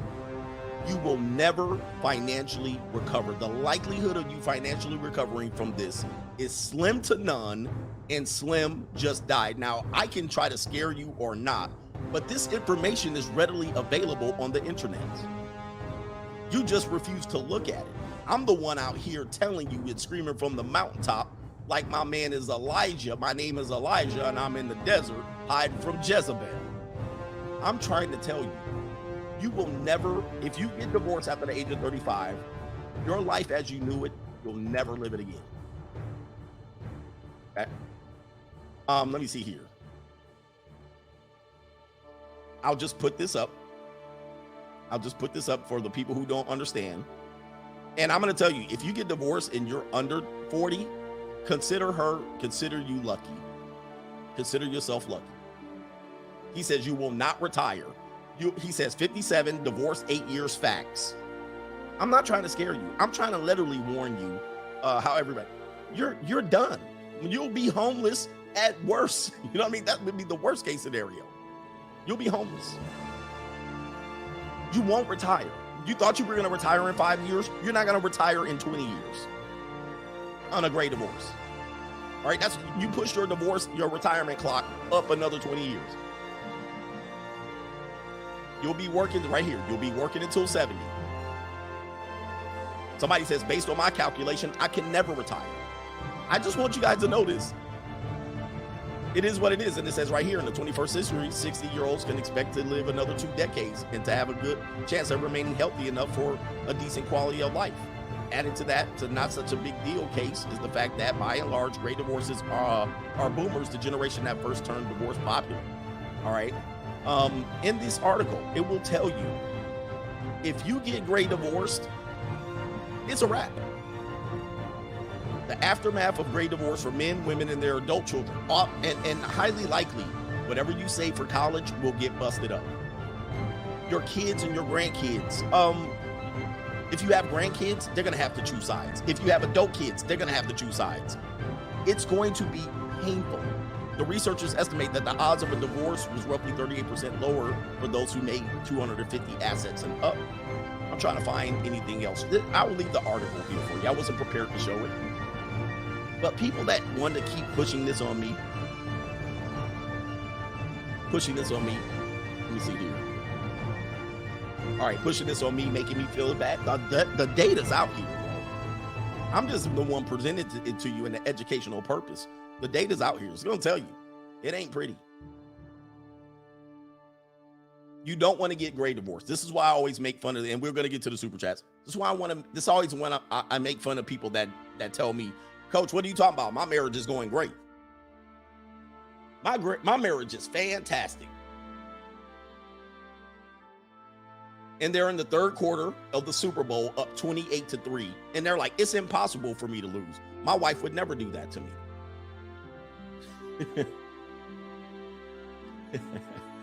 And then here you are. You're like, man, why are you scaring these guys? Marriage is great. My marriage is great. My marriage is great. And all of my friends' marriages are great. This is what I hear when I hear you say that. All the Atlanta Falcon fans hate me. Yeah, they do. The Falcon fans hate me. I always have to remind you. And if you're a person watching this that don't know what this means, in American football terms, this game is over. All the Falcons have to do is get a first down. They have to get 10 yards or kick a field goal, and they're the Super Bowl champions with a little more than a quarter left. And they found a way to lose this game. Okay, so just like you right now in your marriage, that you're up right now, half of you will still lose this game. Okay, everybody understand? Half of you will still lose and you're up. You're in the third quarter of your life. You made it to 40. You're still, half of you, or a little bit less than half of you, are still going to lose the game. You got me? Shout out to the Atlanta Falcon fan who, I should make it the Seattle Seahawks. Should I make it the Seattle Seahawks on the 1 yard line with beast mode in the backfield? Maybe we'll do that. Hey, look at this. Last play of the game. We're on the 1 yard line. Beast mode in the backfield. We'll hand it off. Maybe we'll get on the Seahawks' ass. All right. All we're going to do is going to give it to the Falcons is funnier. Was that the worst call in history? A slant route on the 1 yard line. Hey, listen, I've been the coach. I understand. Should I do the 18-0 helmet catch? Hey, we're 18-0. We're playing the Giants. All right, here you go. Worst call in history of sports. Slant route on a tight formation. A tight formation slant route. Not a wide triple receiver trips right. All right. Not a trips right slant route in which you confuse the defenders. You got a tight formation, run block scheme, and you slant route the guy on the 1 yard line. Bro, I'll tell you what. That got to be the worst. Somebody said, Jesus Christ. He was like, maybe we can run the clock down a little bit. Maybe we could. They know we're going to go to beast mode. Now, maybe we'll run a slant route on a tight formation. All right, so let me see here. Shout out to you. Some of you guys are making that call right now in your marriage, by the way. All right, let's continue. Zero Fallout says, hey, Coach, Joker did a story. Shout out to Joker. Joker did a story on banks and corporations starting a social credit system. Their excuse was young people and customers wanted woke, environmental friendly list of companies and people. Interesting. So I've been talking about the social credit score. Joker's now doing a story on that one. And yeah, social credit score is going to be a thing. It's going to be a thing. Get ready for it. If you're Generation X, it might not, Generation X or older, it might not be a thing for you. But if you're a millennial and Gen Z, get used to it. Social credit score is going to mean everything. Joseph S. Learn the mediation laws for your state. Texas, for instance, allows for a mediated settlement agreement, could help you in a drawn-out divorce. So yes, some states do give you free mediation. I know in California, you oftentimes have to mediate before the judge will even see you. So they just kind of be like, look, let's see if y'all can work this out. But if you do have one side that is really way off and they're not going to budge, then you're going to have to see the judge, right? Or unless you throw in the towel. A lot of guys will throw in the towel. I don't want to deal with this. I don't want to spend $50,000 on an attorney. I'll give her what she wants. Some guys do that. They'll end up regretting that decision because they don't realize the long-term consequences of it. But some guys literally go, I'll I want to put it into this, and they'll agree to things that they'll agree to 85% custody to the woman, right? Because they don't want to pay. Most, sir, gentlemen, this is a master class. Coach, keep doing what you're doing. This is Lord's work, the Lord's work. Yes, sir. Thank you, man. And I stole all of this content too. All right, shout out to Craymore, says CGA is the GOAT. No one else in this space is constructing these strategies. Everyone talks about game, but not the end game. Yes,